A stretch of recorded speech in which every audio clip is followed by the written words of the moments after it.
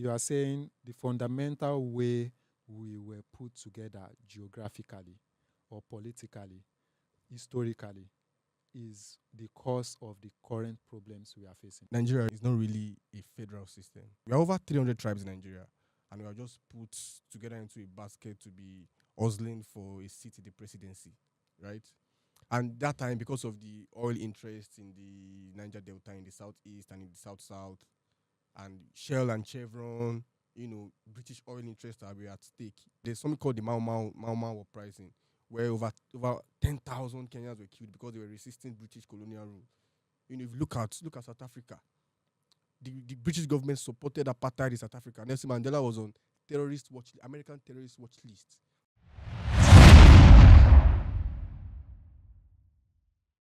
Welcome to the show. I know you as Ogbeni Demola. That's my name, obviously. No, is Ogbeni part of it? No, no. No, Ogbeni is Mr. now in Yoruba. Yeah. Literally. Yeah. Okay, so Mr. Ademola. So I know you as Ogbeni Demola on Twitter. And first and foremost, I wanted to say welcome to the show. Thanks for having me. Those voices unmuted.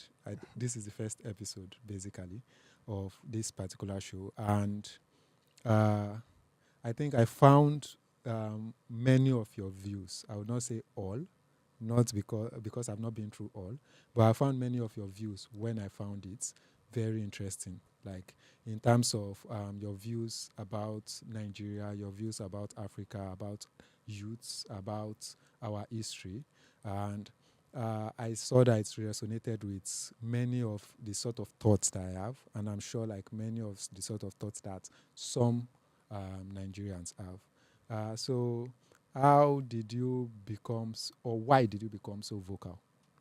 And before you answer that, I think you should go with a bit of introduction. Yeah, so Ademola. I mean, people on the internet, most especially Twitter, will know me as Ogbeni Demola. So yeah, and I'm an accountant and also a journalist. So we're colleagues. So really, I've always known that I was a different person. No, not different different. I was a different kind of child.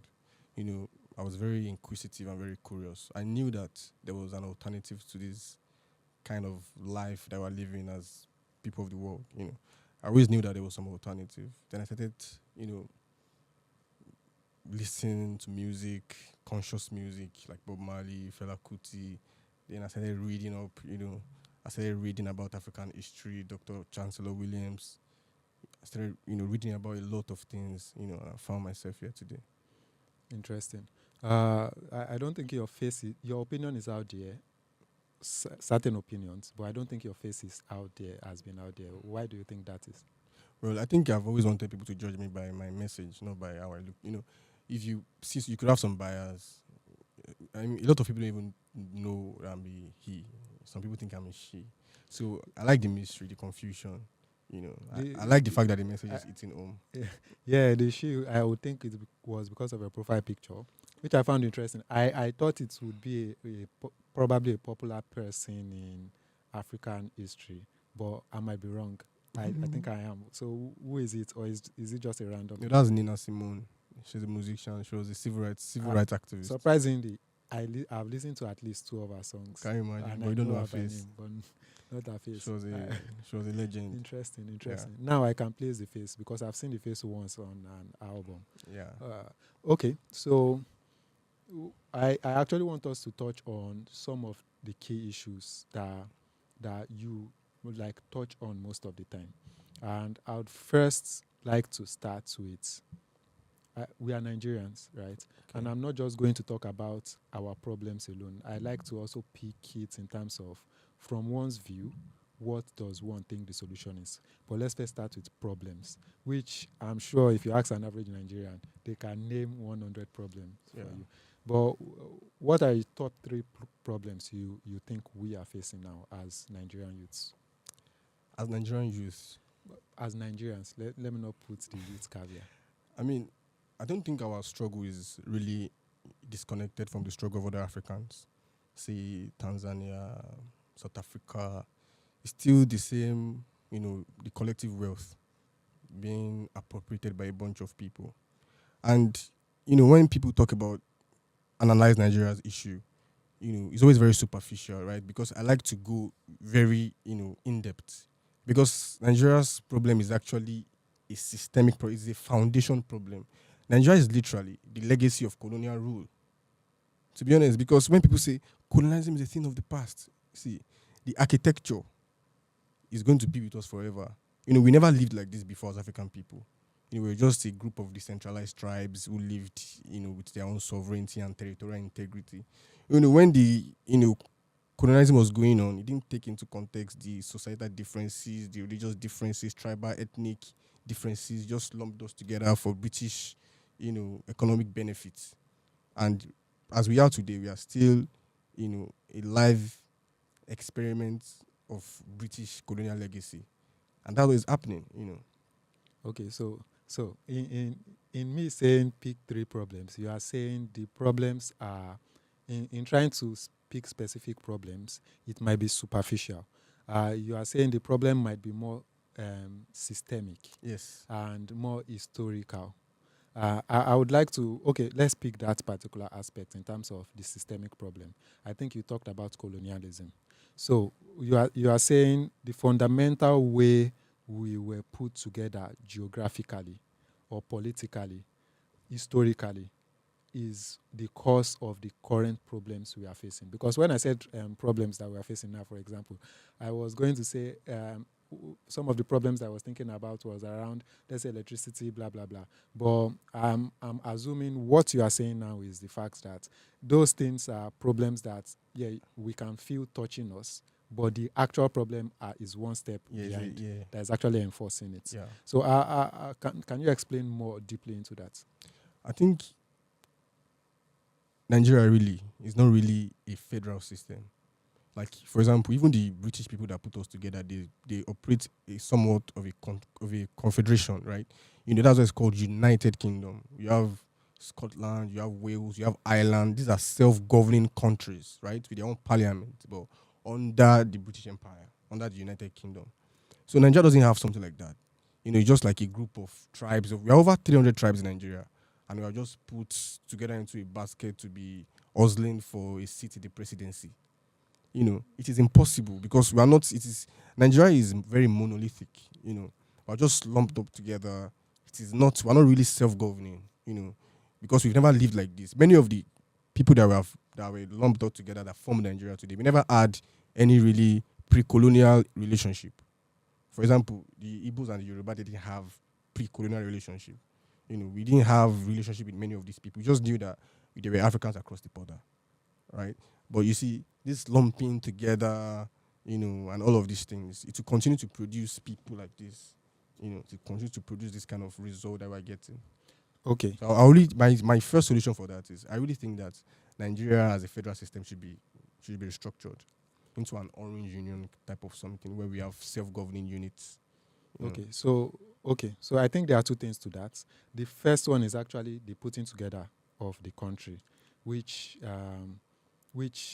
doesn't sound right. We are going to address that.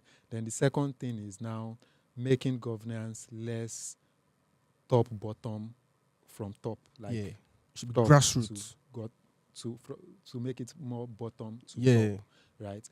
That means giving like the local governments more responsibility, actually assigning funds to them in terms of, I'm sure funds are being assigned to them now, but in fact, they can even be generating their own revenue. Exactly.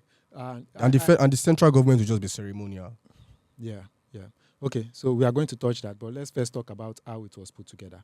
So being put together in terms of there are various like geographical locations scattered around that they were put together. One from reading, actually, I found out also that at least at a particular point in time, certain regions were even given more preference by the British in terms of more political power because they were more malleable or more accepting of the British rule, and they were given more, which by itself caused a somewhat systemic problem. Yeah, when I talk to people, right, if you look at Nigeria's history, first of all, the Civil War, let's even go back like 100 years ago. Nigerian army has ruled this country for more than 3 decades. Most of Nigerian history was ruled by the army, right? And if you look at the Nigerian army is actually older than Nigeria. Nigerian army is older than Nigeria. It used to be the British colonial army. It used to be the Royal Niger Constabulary. It used to be the West African Frontier Force under Lugard. These tribes of Africans who were recruited into the Royal Army that they were used to conquer other Africans. Nigerians who are Nigerians today actually fought, in the British Ghanaian War, British Ashanti War. Many Africans fought there because of the tribal. They can bring an Hausa to come and fight the Yoruba. So that preference for the Northerners had always been there. That preference for the Northerners had always been there because Southerners and Westerners were more rebellious to colonial rule. We had the Obafemi Awolowo, the sage Obafemi Awolowo. We had people like the first president of Nigeria, Nnamdi Azikiwe. We had people like that, those sagacious people. But the North, they were really, in fact, in the parliament, they didn't want independence. They wanted them to postpone our independence. They said they were not ready for independence. They were not ready for independence, and the British gave them preference in the army. In fact, I think there's a ratio in the army that a certain percentage of Nigerians from the North must be recruited into the army, and that's why we have many of the people in the North are in the army are Northerners. So and they have been the one ruling us since 1966. So it is some type of British maneuver. If you look at the Civil War, you can see the fingerprint of imperialism. All of them struggling for their own economic interests. You see France supporting this side, Britain supporting this side because of oil in the south, south, and the southeast. I think the legacy of colonialism has played really fundamentally to the problems of African people, and we undermine it. So, I think anyone that reads or at least objectively look at things would not undermine it, because I think you are right. We are right in that regard in terms of just bringing us together like people that did not have that much in relation to each other, bringing them together suddenly and forcing them to be one country is actually a problem, right? And I think that's fundamental. Also, in terms of the preference towards a particular region too, has affected us. And I would even say those things as we keep mutating as a nation in terms of as we move forward into the future, we might not be at that particular immediately after like colonialism era anymore. Yet those preferences of then might still invade certain things. When I tell people, if you look at the Rwanda genocide that happened in 1994, it was because of the Belgians, right? The Belgians had the preference of tribe, the people that used to live as normal African society used to live pre-colonial. They had the preference. They came to Rwanda. That time Rwanda was called Rwanda Urundi. They had a preference, a certain tribe, which was at the behest of the Belgians. Colonialism 101 is to make divide sure and conquer. And I think that's the conquer. problem, right? That's the problem. Although some people will still say before colonialism, we were still fighting amongst each other. That's people or you're conquering, let's say, Ilorin, for example. Like there was that war. But I think that's like not about Africa alone. That's global. But the colonial strategy is to make sure you are not united and to plant a seed of separation somewhat within you. So now we saying there was a certain preference historically to the Northerners. It's not even a crucifixion, or it's not even us trying to crucify the Northerners. Yeah. It's just us pointing to the obvious fact of the game that colonialists we're all collectively play. victims. We're all collectively. Yeah. And there's one certain group of victims that I think are not being given enough. Well, I don't know. They are not being given enough room to grieve, and I would say that's people in the East in terms of the Biafra War. I think if you look at many atrocities, like it's human for atrocities to happen. When I say it's human, I mean point at anywhere on the map. If you look through history, there was at one point when there was atrocity. Yeah. Now in the modern democratic or in the modern like society, it is actually very sensible for there to be like a a way or a letting for you to grieve. So, for example, 9/11 happened, right? Which is a sad like thing that happened. Uh, I think the American people are allowed to grieve, Yeah. right? They probably have a day set aside. There are monuments for it, and the monument is not even in the praise of, let's say, the people that allowed it to happen. The monument is in the in trying to let people process their feeling. So what Yeah. I'm actually trying to say is the fact that, from my view, I think we can still do better in allowing them like process that level of atrocity that happened, because not allowing people process atrocity would actually make them I don't know. Do you know when you suppress a certain, or you try to Yeah. suppress a certain feeling, it exhibits itself in Yeah. a different Yeah. way. I feel you. I'm not even talking about people like calling for like separation of government. I'm not talking about that. I'm just talking about these incidents happened, right? It didn't just happen to people in the East. Even people in the West, even people in the West that were not dying, they They saw felt the it. pain of the war Exactly. economically. Exactly. Like I think the currency was even changed, Yeah. right? In terms of, so everybody felt something, although nobody felt as much as the people that actually died, if that makes any sense. But the whole country, plus east, plus north, plus west, even central, should have been allowed to grieve, but it felt like they were not allowed to grieve at all, even till now. I think we are still dealing with post-war propaganda, right? I'm not a fan of Ojukwu, Emeka Ojukwu. Although, I'm actually not a fan of him really, but I really do feel that the Igbos had a moral obligation to actually want to secede from Nigeria. They had every political right. It may not be a good military tactic, military-wise, but politically, it was a right decision, right? Because before the war actually happened, right, the coup, the February 24, the January 15, 1966 coup that took out Tafawa Balewa, a group of five majors, and I mean, group of five majors, most of them from the east, actually carried out the coup, and many northerners were killed in the coup.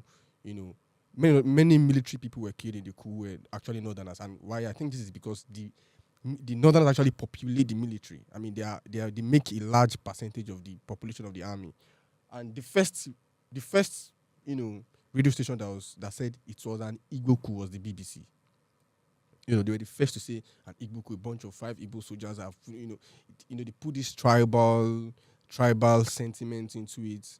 Before you knew it, the Northerners started killing Igbos around the east. Before the war happened, about 30,000 Igbos were killed before the war. They were actually being dragged out from their homes across Nigeria, from the east, in the north, in the army. They were actually like relaying them and poaching them like animals. Killing them. It was so crazy. And Ojukwu was like, if the government can provide security for my people, then I think I'll have to break. And before Ojukwu actually broke, there's something called a Buri Accord that Ojukwu and Gowon actually met in Ghana. Ghana was under military rule of Major General Joseph Ankara, and they reached an accord in Ghana that they laid out a map. Ojukwu and Gowon laid out a map as to how the killings will stop. Nigeria was going to be restructured, so much restructured, and they signed. There was a video where they hugged and shook hands. There's even a tape recording I of all watched these that. things, Yeah, right? yeah, yeah. So upon getting to Dodan Barracks in Lagos, and after listening to the cabals, the MPC, and the military oligarchs, they advised him. The following, Gowon just said he has reneged on the agreement, and Ojukwu was like, "Okay, if you can't protect my people, I think I will have to break away for the security of our people." I think that is a right. It may not be military right, but it is a right political decision.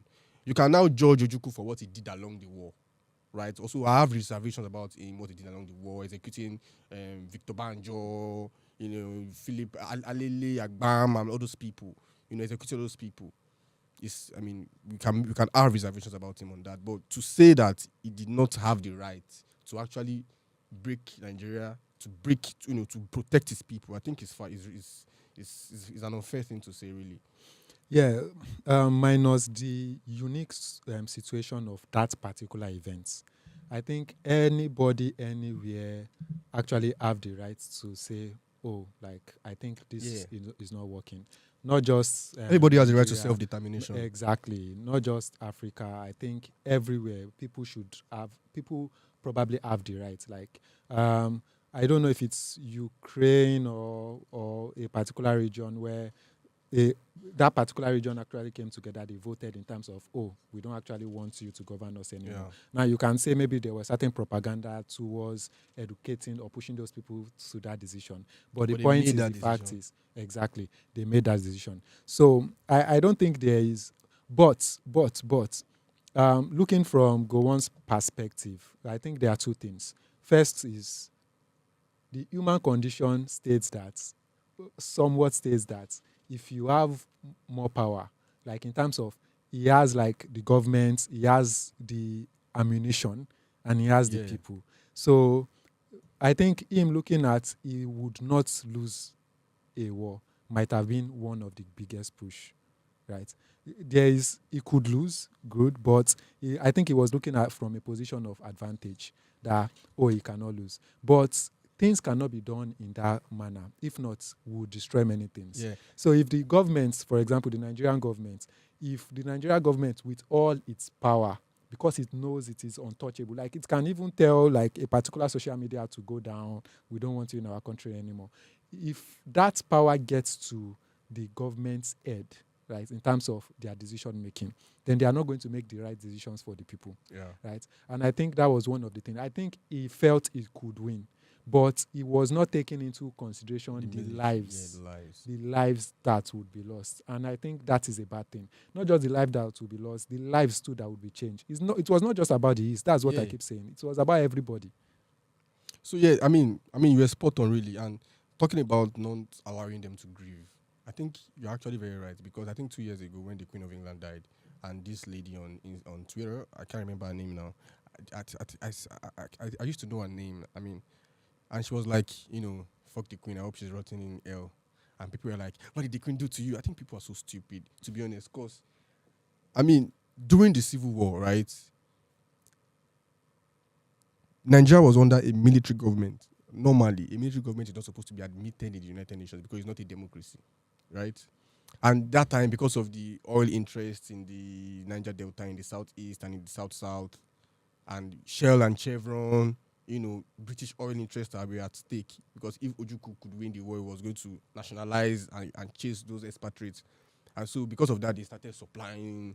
Gowon with all the weapon in it. In fact, there's a picture of Gowon and Queen of England. They were hugging. And when people say that colonialism is a thing of the past, I mean, if you look at Kenya herself, there's something called the Mau uprising, where over 10,000 Kenyans were killed because they were resisting British colonial rule. If you look at South Africa, the British government supported apartheid in South Africa. Nelson Mandela was on American terrorist watch list until 2008. Up until 2008, it was on American terrorist watch list. So the Western hegemony, right, is simply anti-African. Their imperialism is very brazen. It's very Right. brazen. And like you said rightly, colonialism actually just mutated. Before it was, guy, we've conquered you guys, right? It's hard pill to swallow, but take it. We structure the. It's not even, if you like, not take them, like we go show now, right? People ain't not take them, Yeah. they show them. Restructure everything. Brought their own government, go to their land to actually share the nation, yeah, like in terms of let's divide it this way, Settlement give this and- particular yeah. people this particular region to like selling the land dividing it amongst each Without other. the input of and the the indigenous people. Why do you even need their input? Why are you sharing to begin Because with? you don't consider them human beings. Exactly. So before that was what it was, but now with modernity coming into it, We now have, it's now mutating it's into now- IMF, Structural Adjustment Program, World Bank. And when I tell people that all these organizations, they don't really care about you as an African person. World Bank, United Nations. See, United Nations were actually created immediately after the Second World War to integrate Europe. The International Criminal Court was created. That's why we have things like international law. It was created after Europeans killed themselves. They killed themselves in the Second World War. Hitler and all of them killed themselves in Second World War. And that time when United Nations was being built, Africa was still being colonized. Almost the whole of Africa was still being colonized when United Nations was being built. So when somebody tells me that United Nations is anti-self-determination, United Nations is pro-self-determination and all of these things, I think it's still these colonial powers that control these organizations. Okay, so I'll tell you my own view regards that.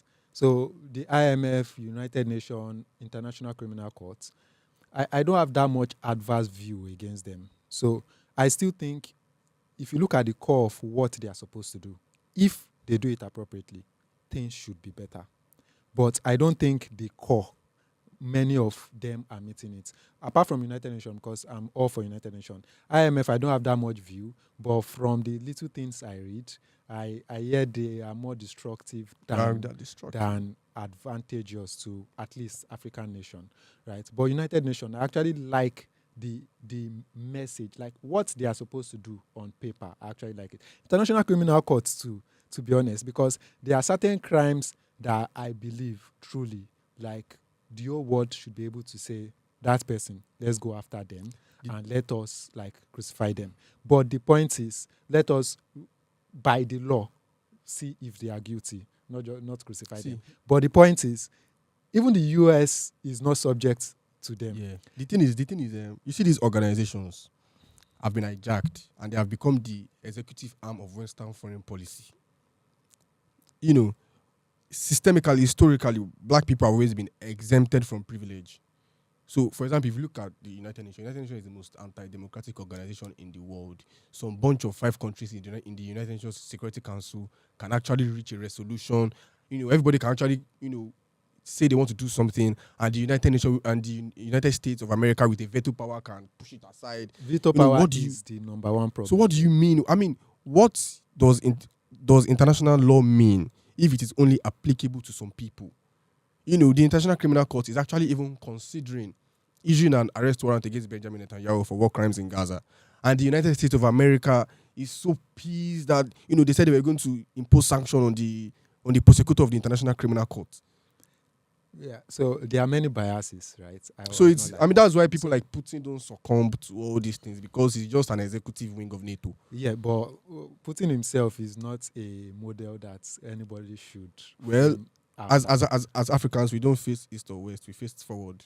We are not pro Putin or pro West. We are pro whatever is going to be. That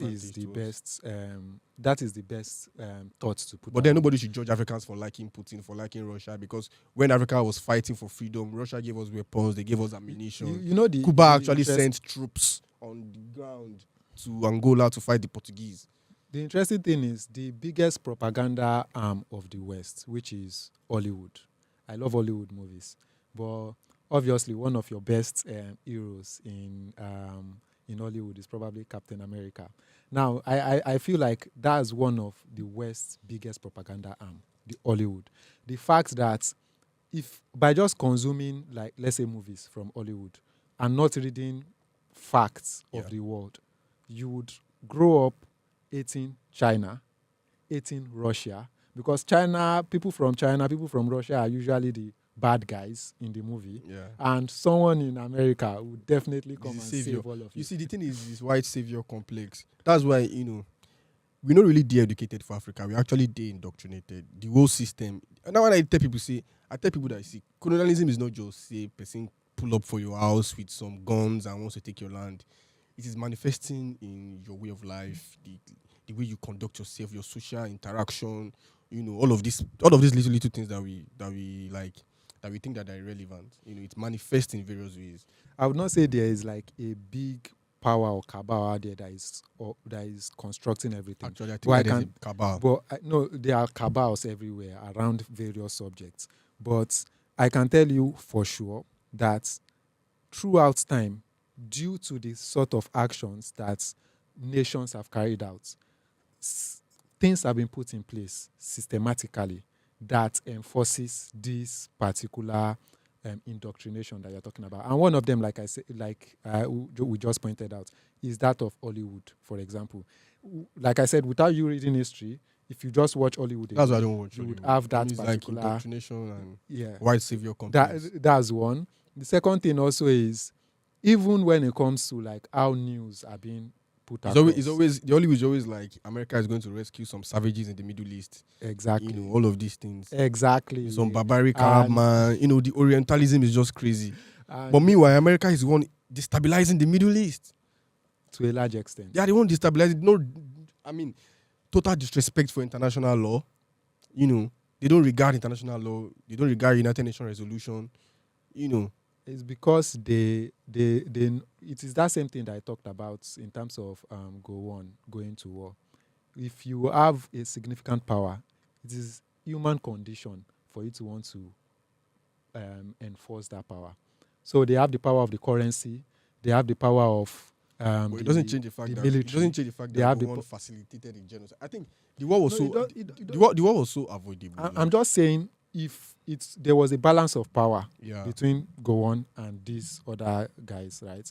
Let's say it is not just about a region. I don't know. If there's a balance of power, there will be more thought put into it. Yeah. I felt one of the key things was the fact that there was no balance of power. So yes, And there was no balance of capacity. he coming to Ghana to actually have a conversation was a right move. Yeah. Right? Now that Diplomacy is now. what that is exactly that's what a human being should War do. is so barbaric. Now- Do you know how crazy war is? Like, I know. Now, the he now deciding to fight is where that human condition came in, where he thought or he knew he could not lose, and that's the same thing with the US. there are some people drumming for him now, and he's dancing. Exactly. The same way they're drumming for William Ruto of Kenya, and his citizens are showing him now.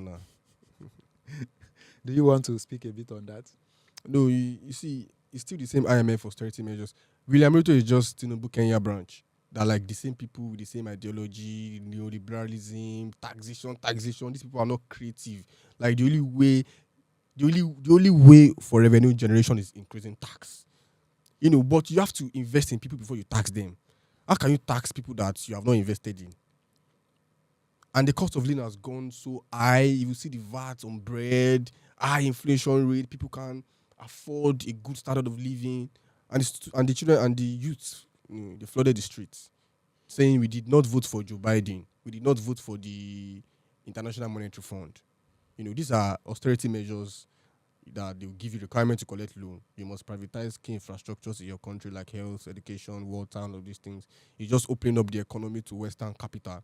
And when Western capital controls key infrastructures of your economy, it's all those things that are supposed to be human rights. They become privileges.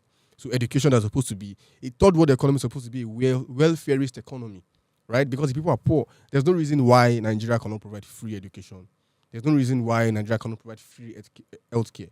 A small country as Cuba, education is free from childhood to your tertiary institution. You know, that's a socialist state. But in this country that we have the collective wealth has been monopolized by a bunch of elites, and they are now selling our human rights to us for exorbitant prices. We have somebody sitting down in one place telling us that you have to pay 1.2 million for a semester, all of these things. You know, in a third world economy, we don't understand that we are poor people. So one thing that I understand about Nigerians is the fact that before they will voice out, you see, no just push everything once in terms of that tax thing. Just increase and small. You go enter 7 times the price. Nigerians go see no talk anything. The thing is, if you think that everybody has a limit, if you push Nigerians to the wall, you realize that the wall is elastic. Exactly. Nigerians can adapt to anything, and it's always look at this guy that stole 82 billion. And how much did they say he stole? This governor of this corrupt man, Yaya Bello. You hear anything about the case again? I mean, it's going to normal now. You know the way these people do. You know. First wave contest and you go still win. Yes, now you know this just this whole people, this whole. If you want to protest now, you see somebody will tell you that people can actually storm Lagos now and say, okay, want to protest for high inflation rates. You see that the Lagos state government or federal government, Agbado APC people are going to sponsor another bunch of protesters and say, our Lagos, not your Lagos. You know, this tribal, the government have weaponized tribal sentiment and all these things. It is the most. See, Nigerian politicians have the best citizens in the world. To be honest, like, do you know how much benefit it is for you as a corrupt politician to be presiding over people like Nigerian people?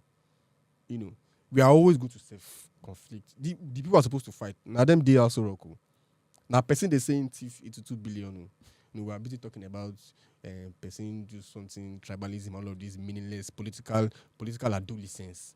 We never get this kind of political maturity. Look at what is happening in the Sahel. Look at what their citizens are doing.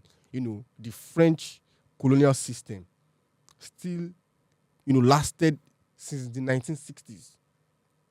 Because in the French Western African region, they don't even own their currency. Their monetary and fiscal policy is being controlled by the French central bank. They spend CFA franc, colonial currency for French Africa. They've signed that all these signation, all these agreements were made on the eve of independence. General Charles de Gaulle say, okay, if we are going to grant you independence, but our troops are going to be stationed in you are going to be buying uranium for this particular amount, all this kind of thing. Your gold will be sitting in our. So this is the system that has been in the Sahel for the past 62 years, and that is why there's a lot of military coups. If you look at the military coups that is happening in the Sahel, in Niger, in Burkina Faso, in Mali, all of them are saying the same thing. They will say Abazla imperialism. It means down to imperialism. French the French system of colonialism is actually different from the British. The British practice policy of association. The French practice policy of assimilation. It means colonialism in the whole context. Education, military, politics, financial, everything is colonized by France. I see. Okay, so let's bring it back home in terms of us and problems unique to us. There are certain problems that just feel like it is too big for just one person to address. For example, it is obvious that many politicians are, probably most politicians, but let's say many politicians are corrupt. It is not so obvious how to solve that. And when I say how to solve that, is because I'm a kind of person that hard as a hard, you go try find your way. Like, okay, things don't dey hard now. You're a typical Nigerian. No. You don't. So, Elastic Nigerian. So there needs to be elasticity in terms of. I believe the citizen plays a role as much as the government, because the government is the citizen. Like, it's not like we went to France to go and pick our politicians. They were picked from within us, right? They are a direct reflection of us. Not exactly. I think that Nigeria does not practice a democracy. Democracy has been monopolized by the elites. The people in government today don't carry our collective concerns, our collective interests. So election really is just a competition between billionaires. So there's really no popular, grassroots orientated solidarity with the grassroots. It's always competition between money. Typically. No. Tinubu won the election because he had more money. Typically. Now, that is my question in terms of solving problems logically. It's now a problem is seen as it is between like certain group of people. Let's say just two parties, APC and PDP, that this always happens. And we see that a particular solution that could happen needs to be from grassroots. Like, I think this last election, there was a grassroots sort of vibe, because I would not classify Peter Obi as not a billionaire. He's definitely one. It's never about. So it's because you mentioned the billionaire thing. But the point is, that movement felt very passionate. There are some parts of the movement, Is it the obedience movement? Yeah.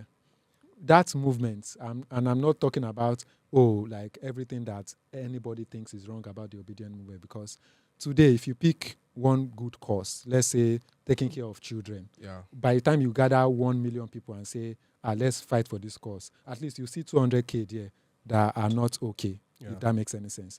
But that should not weigh down on the sensibility behind the cause, right? So I'm not talking about the whole obedient movement and probably one obedience guy that insulted someone. No. I'm talking about the actual thing itself, the core. Content, Yes, what drove people. It was change that people needed.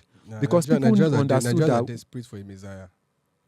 Well, it's okay. Maybe you should expand more on that. Nigerians are desperate for a messiah, because personally, I don't consider Peter Obi as not part of the establishment. I mean, what happened in 2023 was rebranding under our nose. Like, somebody rebranded. I thought we said APC and PDP are cancelled. That was the conclusion. I mean, before the election, people were talking about a third force. The youths are going to mobilize into a mass political movement and we're going to take power. only to go and pick somebody from PDP that rebranded and went to Labour Party because he could not get PDP presidential tickets and paraded. He was brought out of the thin air. And many of the people that actually support Peter Obi today, they had called him out since like 2012 when he was governor, saying that he was not doing anything. Many of them, I've seen many tweets like that. So all of a sudden, somebody, I'm not actually condemning Nigerians. Everybody has a right to their, but I really personally, in my personal opinion, I really do not think that Peter Obi is, is not part of it. It's actually part and parcel of the But let's add practicality to it, right? Say we start a root cause in terms of let's push someone that nobody knows, right? How successful do you think that would be? It's the people that make the government now. Yeah, but the governments have things in place that would make it hard. For example, there's like base fee for you to even register. Exactly. That's what I'm saying. Party. That's what I'm saying. That politics, democracy in this country is a competition between billionaires. They have monopoly of violence and they have monopoly of wealth. Those are the two things that you need to become Nigeria's president. And that's why Tinubu is in Aso Rock today. That's why monopoly of violence and monopoly of wealth. So it's a competition between oligarchs. That's why I talk say bad as a bad. A person needs to look for a way to adapt. Like you cannot be part of a system and keep shouting at that system without actually thinking of practical ways that you can use to change that system. Yeah. So I actually believed that one of the practical ways was that Peter Obi thing. Now, he's not 100. It's not about believing in himself. Like that's not the point. Like nobody is 100% like good. Like forget that one. Was it? Right. Nobody's 100% right direction. Exactly. Now the thing is, if we start grassroots today, before maybe we thought say all youths for Lekki even gather together. Maybe before we go even get coordination of say more contributes money to even register political party. More forget that. You even the process of registration for political party self. Who sabi am? I'm just now telling you. let's even start say you can't do them. There are many processes self where go sabi say you're supposed to where they don't put in place. So the thing is, if you are going to like take over the system, at some point you need to play their game. Maybe not play their game in terms of the corruption parts. Maybe not play their game in terms of the manipulation parts. But at some point you cannot come from outside the system unless it's a revolution. Actually, we can come from outside of the system and take the parliament small by small. Really, if you look at South Africa, the EFF, Economic Freedom Fighters, political party of Julius Malema, that party is just like 10 years old and they already control a significant part of the South African parliament. And it's a youth-oriented movement. It's a youth grassroots. You see people in student union, they're so politically conscious, they're mobilizing, they understand what the problem is. They understand that the problem is land.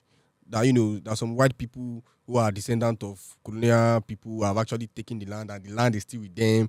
They understand their problem from the economic point of view. But we, Nigerians, we are looking for a messiah. We don't even mind, even if it's rebranding. We don't want to do the work ourselves. We don't want to actively commit. We want to look for somebody and go and rebrand the person, do some makeup and present him for election. Okay, so that's one solution that you've talked about now. Although I don't fully align with like your South Africa example because I've seen some documentaries and read some things about their fights against foreigners, even many Nigerians that I do not really align with because but still the cause is the cause. At least that level of passion, we need it. So one of the solutions that we just established now is the fact that youths need to be more conscious, directly involved. And more directly involved. So there is being conscious more. Being conscious more is not how much you shout on Twitter and insult someone else. I'm telling you. I think people confuse Twitter verse with Nigeria. That's why you feel be oga for Twitter in terms of insulting people and like getting this thing. But you go still go outside, go buy the fuel at 1,500 or whatever it is. Everybody's collectively involved. So we're marooned in this place, man. So we need to separate Twitter verse from reality. Mm-hmm. Now, when we say you need to be more involved, it is you actually need to be more involved in reality, not Twitter. Now, for you to be more involved in reality, you need to engage your local governments more. Although we already said local government does not have that much power. Even in our mobilization, there's still tribalism there. Yeah, but that's still problem. It's tiring. We need to start thinking solutions. That's why I always look like Nigeria's problem is more systemic. It's more systemic. Okay, so how do we address systemic problems then? I mean, How do you you can restructure the country, and I think that's what Tinubu is planning to do, so I that don't people want can to be speak to so that people can be directly involved. So when I heard the regional like proposal, I like it, but I never read into them Yeah, because me you go come surprise now It say could be another thing. exactly. So I know one speak to that, but regional like actually a People should be regional self-governing. Yeah. self-governing like this thing is a sensible thing. But when I said how do we resolve our systemic problem, you said something about restructuring, but that's picking a solution that you and I have no power over. That is why I always like to pick solutions that you and I like. Practical solutions that where means we know say- what we want really in Nigeria is a reform. We don't want a complete overturn of the system. We just want to be able to adjust a little bit. Okay, pinch me there. Who, Okay, release me? it small. No, I'm just talking about Nigerians. Like, okay, pinch it. Okay, lose it a little bit. We want to be comfortable within oppression. We don't want to actually overthrow the system of oppression. Okay. So there's a system. So there's a system through which certain results is being produced. We don't really need to attack the symptoms. We have to actually attack the problem systemically. And that's why I'm saying that Nigeria itself is a fraud to start with. Nigeria itself is a fraud. Until we actually go back to the Nigerian question and start asking critical questions about our people, about ourselves. Because historically, there's nobody called a Nigerian. No, there's nobody called a Nigerian does not exist. Nigeria is a geographic expression, of people living in a geographic place. There's nobody called a Nigerian. okay. So how this became a country, we have to find out. And what can we do to remedy what we have found ourselves in? Okay. So your solution is you believe like all this sort of trying to be practical is attacking the symptom and not the actual problem. Exactly. And one of the actual problem that you just stated is the fact that This our system is actually designed as to be Nigerians, producing people like Tinubu. right? So our personality, what we embody as a country, is fraudulent at the root, and we need to address that. Exactly. How do we address it? You put pressure on your political leaders to restructure this country For a reform. Exactly, So for a basically reform. Okay.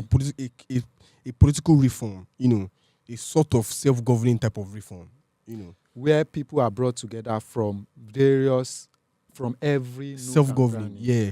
And so there are two things here. There's the reform and there's the self-governing part. Yeah. The self-governing part is actually a decentralized governing system where the federal government only deals with things around, let's say, International military, relationship. International CBN, relationship, exactly. Ceremonial functions. Well, not fully ceremonial, but CBN, printing money, things like that.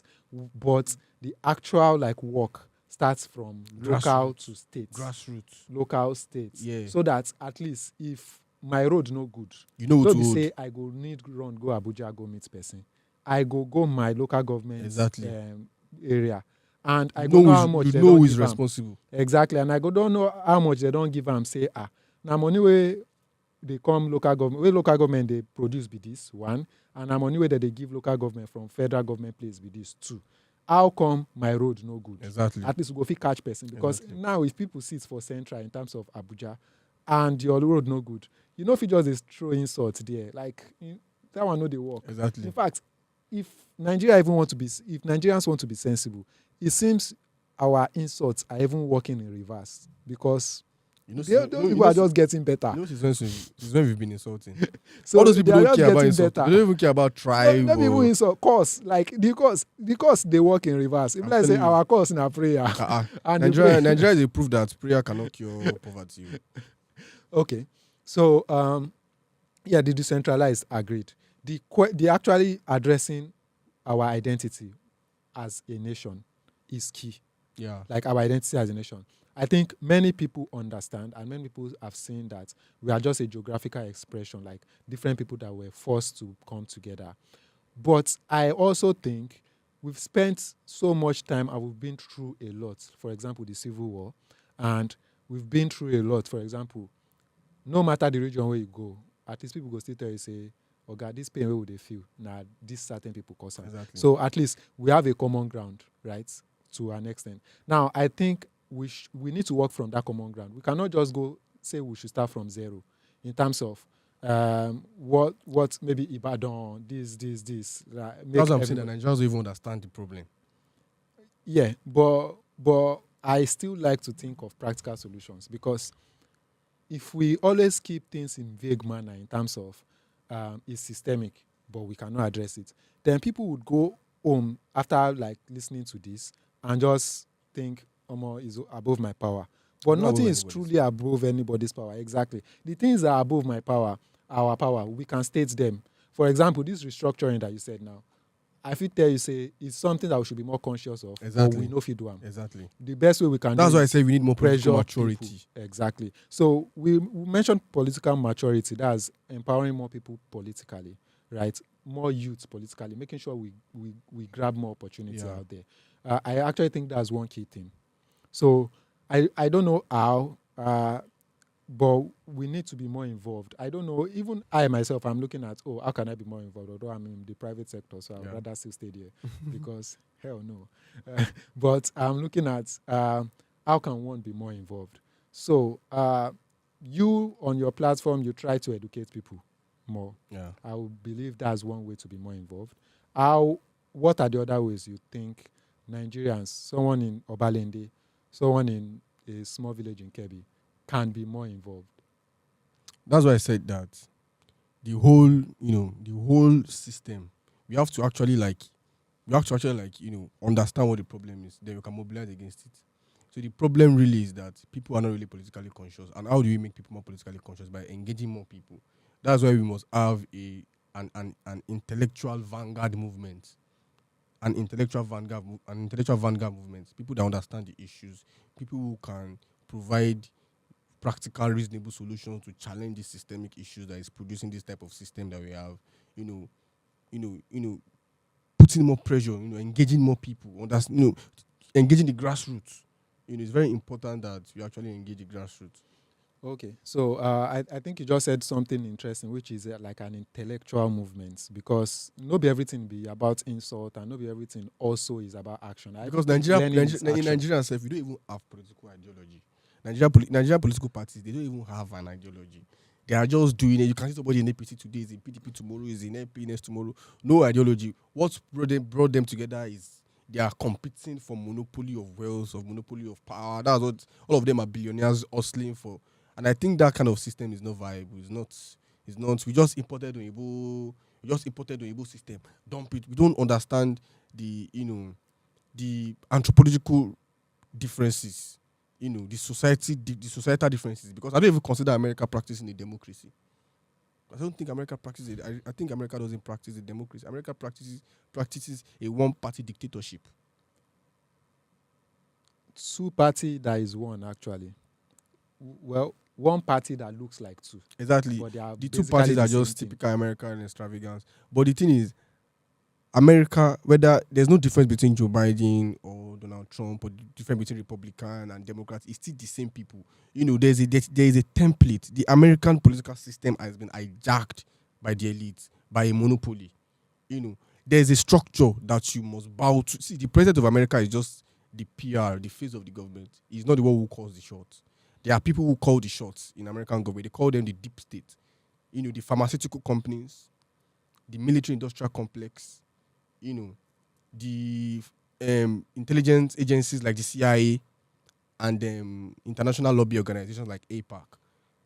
For example, now that's why America is involved in almost all the wars across the world, because the military industrial complex are people that profit from war.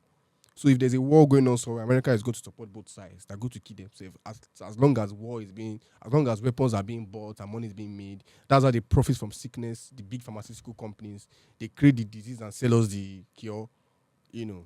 Yeah, but how do you think we adapted that sort of governing system? I think you mentioned that. Yeah, because we have been deceived that is a democracy. We believe that a democracy is when we have a two-party or three-party or a multi-party system. You can have a multi-party system and be under a dictatorship. No, I think we believe that a democracy is a democracy because you have a right to vote. You have a right to vote That's between two one. competing And one key people. thing. No. Now it turns out that there are two competing same people. Yeah. At the end of the day, it turns out that way. Because whether you vote for Donald Trump or Joe Biden, you're going to get the same American foreign policy. Obama was no different from what Trump did. It's all the same genocide, killing people. They went to Libya.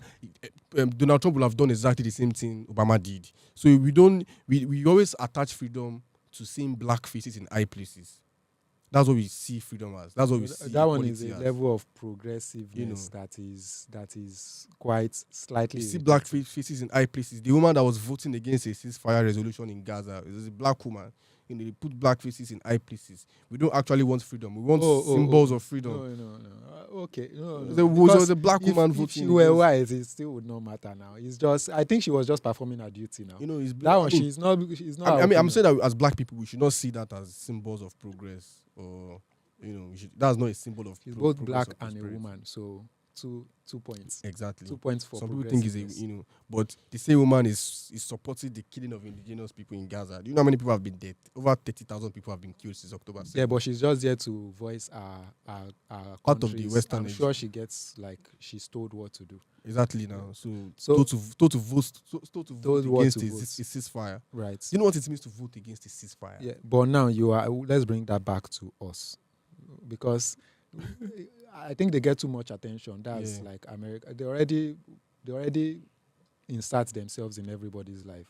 But in us trying to resolve our own issues, let's bring it back. So the reason you brought that analogy is the fact that the major political parties that we have now are basically the same thing. Yes, you have to actually question that political system. This is not a democracy. See, somebody look at the Prime Minister of Britain. He was not voted into office now. Rishi Sunak. He was not voted into office. It was just, he had the one-night stand between the monarchy and the British Parliament, and he was not voted by the people. So these same people are going to be condemning Russia for not being a democracy. I actually even think that the Sahel, the military juntas in Niger, are actually more of a democracy than many Western nations. Because what does democracy mean? Democracy means a government that is embodying the concerns of the people. So what America is doing, American government is executing the interest of certain people who have monopolized power in America. The pharmaceutical companies, if you wake up tomorrow now and say that you found a cure for cancer, if person wake up tomorrow and say he has found a cure for cancer, tomorrow the person will die. Why? Because they want to keep selling you, they want to keep doing chemotherapy and keep selling you all these things. If person find cure for diabetes, people are profiting from your sickness. There's actually an industry that is profiting. Even if there's no sickness, they will create sickness so that they can sell you medicine. Even if there's no war, they will create war so that they can sell you weapons. So I do believe that, like, the military industrial complex and, like, the deep states, for example, they control a lot from the American, not just on the American side, even in terms of, because from the point that Nigeria is the largest black nation in Africa, I think in the world itself. In the most populous black nation on earth. Yes, we are the most populous. Forget that they would not have influence here, like back then. Yeah, they do have influence. Sure, now. I mean, people always think that CIA is everywhere. Do you know how many countries? Do you know how many governments of the world that CIA is? They go get base for sure. Like, you know how many governments places in Africa. CIA intervenes in government. They're even more powerful than the American government. But the point now still being back to us, our problem. So the point is, all political parties are the same for us. So we need to start thinking. We have to reform outside. A more African-centered political system. A more African-centered political system. For you to make that happen, then a sensible person needs to get into office. Yeah. Right. That's why we have to mobilize. That sensible person is within us. Right. So you mobilize. Okay, that sensible person is within us. Yeah. But for you to mobilize, or do you think that we are not? We don't have the capacity enough to actually lead a country. Why don't we have the capacity? Exactly. We do now. Exactly. We do. No, I don't believe that we have the energy. Yeah. Most of Nigerians are youth. We have the intellect, we have the energy. Nobody can argue that. And we have the human capital too. But the point is, like you said, the most important thing now is an intellectual vanguard movement. Yeah. Where people are made to be more aware of their rights and things that in a very detribalized way. Because when people even tend to address issues, you will see coloration of tribalism, bigotry, and all of these things. I mean, people are still battling in political adolescence when some nations are actually progressing. People don't know how far behind Nigeria is. Nigeria is far behind. We're actually way behind. And we are still falling drastically too. We are falling. Nigeria just fell into the number 4 economy in Africa. Number 4. Yes, well, the Yeah, yeah, fourth yeah. I economy know, I of know, I know. Africa. Right, This used to be right. the biggest economy in Africa. This is what Tinubu and his friends have done after desperately getting into office. People underestimate how terrible Buhari was. Buhari was actually very, very terrible. Like that man, I no care. I've never seen somebody as unbothered as that man before in my life. He just wanted to just stick his name as part of Nigeria's That way presidency. on be cartoon. He was already tired. He was already, even Yeah. Tinubu said they can't. Many of them know that they can't do much, so they just end up there and just enjoying themselves. Yeah, but okay. So that's what I'm trying to point out right now, which is the fact that he inherited a storm. Like, no matter who enter. But he's also complicating the storm. Can you speak to some of his decisions that you think? We can see the complicate wasteful spending under Tinubu's regime now. Look at the 160 million that they're buying for SUVs for each senator. See, the thing is, Nigerians are always the one that are supposed to carry the problems of our economy. Subsidy, the burden of subsidy removal. They tell us to adjust. Off your fridge when you're going out. All those kind of stupid things that APC people say. APC people, their talking points is always so stupid. Like, for example, now you see something like, what do you mean by off your fridge when you're going out? Things like that. I mean, and we have internalized all of these, their talking points. We see parents, elders saying all of these things, same APC talking points. For the past how many years the APC has been in power, it's still the same talking points and all of these things. Okay. Although I lost my train of thought for a while, but the point still remains. He inherited. Okay. About his decisions, I said mention Tinubu one made decision. the You said first- many spent too much Tinubu made the spending, first diplomatic failure in his life. which is what? July, he was threatening to invade Niger. Do you know how much of a diplomatic disaster that is? That was a bad decision. Agreed. That was a bad. It's complicating our relationship with our neighbors. But a governing body would have good decisions and bad decisions. I'm not like we cannot always like have the same point of view. Yeah. So for the purpose of balance, so I am going to state that he inherited a storm. You mentioned one of this thing as spending. That is inexcusable. Wasteful spending. Although one could In fact, the defend Senate that is saying that they're not paying them enough, that their salary is not enough. Meanwhile, Nigerian senators are the highest paid in the world. An average Nigerian senator earns more than American president. Do you know how crazy that is? Yeah. And it is Nigerians, poor people, 133 million multidimensional poor people, are the ones that are supposed to carry the burden for a harsh economy and all of this bullshit that we hear. Meanwhile, politicians are not slicing their salary. There was this channel like news that the reporter was actually questioning a politician not long ago, I think this week, and the politician could not actually defend the fact that they spent that much, I think 150 million on like a Jeep or something. The politician really became uncomfortable the way he was looking in terms of defending. They know what they're doing. So, no, that spending is not defensible, like it's indefensible, 150% for sure. But the thing is, I think people would like to believe that I'm not removing blame from Tinubu at all, but I like to think of things like rationally and practically so that we are able to get a solution, right? People would like to think that the president makes all decisions. But is it really that way? You just mentioned the American model. Although I would say our model, I would not say our military industrial complex is not that strong. They have military as no, they do. Military agency They do. And certain funds go to them. And do not think there is no corruption in there. Do not think. The military is one of the most. But the thing is, I don't think like that is why it is important that our blames and actions are not directed towards one person. The blame is It to the needs system. to be, Yeah. Exactly. It needs to be directed to the system.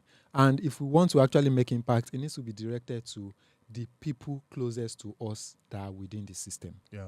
Right? So the point The presidency has always been his long life aspiration. yeah. To be honest. Like, So now, and he does not understand the power that he wields as the president of the no, I think he understands it. If anybody understands it, it will be him. Did he not wield power in Lagos? Actually, If anybody when he won, understands he had not even left Eagle Square on May 29 before he started causing problem. You've not even inaugurated your cabinet. You don't have minister of finance. You have not inaugurated anybody. You use the word of mouth. Subsidy is gone. Do you know how uncomfortable people were that day? People were running up and down because of fuel. Now let's do two things. Like let's bring two thoughts into that. First thing, what he did was wrong. Agreed. Second thing is, no be him na him cause that scarcity immediately when he talk that thing. Yeah. So there are people within us ourselves where they cause problem. But any word from the mouth of the president is policy. Yeah, which is if not Donald Trump don't cause many wahala. It's policy. Any words of mouth from the president is policy. Yes, it's not policy. It is perceived as powerful and as a decision that the country might make, which I would say is not truly 100% factual because of the likes of Trump, for example. He said many things, doesn't make them facts, right? But the point is, when he said that thing, the people that actually caused the problem are not the ones that we pushed the blame on. They are not the ones that we pushed our anger at. He's right to receive the level of anger he received, 100%. I will not take that from him. But the actual oil mongols, where they chop the more, exactly, those ones should have been the ones that we actually show our anger and ask for accountability from. I actually think that the NNPC is a very, very corrupt organization. And I actually do support, removal of subsidy, but in a very comfortable and convenient way. Nigerians are already poor. We're already poor. Removing subsidy abruptly without actually creating a caution effect, he said they were going to remove subsidy and they're going to use the proceeds of that subsidy to do capital infrastructures like reforming schools. We have not seen anything like that since they removed that subsidy. They just removed that subsidy and they're sharing it among themselves. They never remove them now. I'm even thinking that I even heard that they are paying the subsidy behind closed doors. They are paying it, yeah. Because there's no way you can remove subsidy and float the currency at the same time and you not have a calamity. You can't implement two policies at the same time. That two of them are counterproductive. It's striking it out. Because removing the subsidy, right, petrol is going to go higher. And floating the naira, it means that dollar is going to go up. It means and Nigeria actually refines our crude oil abroad. So we are incurring more costs for bringing it, for landing. So it's just so counterproductive. He's not thinking before he does something. He's so in a hurry to, the president is so in a hurry. You are still coming back to president. He's so in a hurry. You can spread it out and, for maybe a period of time, remove it a little bit. Well, while at the same time, think about us. You said he can spread it out. His 1 year just finished now. The expectation that people had, I don't think he met it, one. But the point is, how does he slow down to do something when the expectation is that high? And the reason I'm asking this is, Nigerians, and I think Africa actually, this applies to us, we lack the ability to plan long-term goals. And I'm not saying like personally, I'm saying as nations.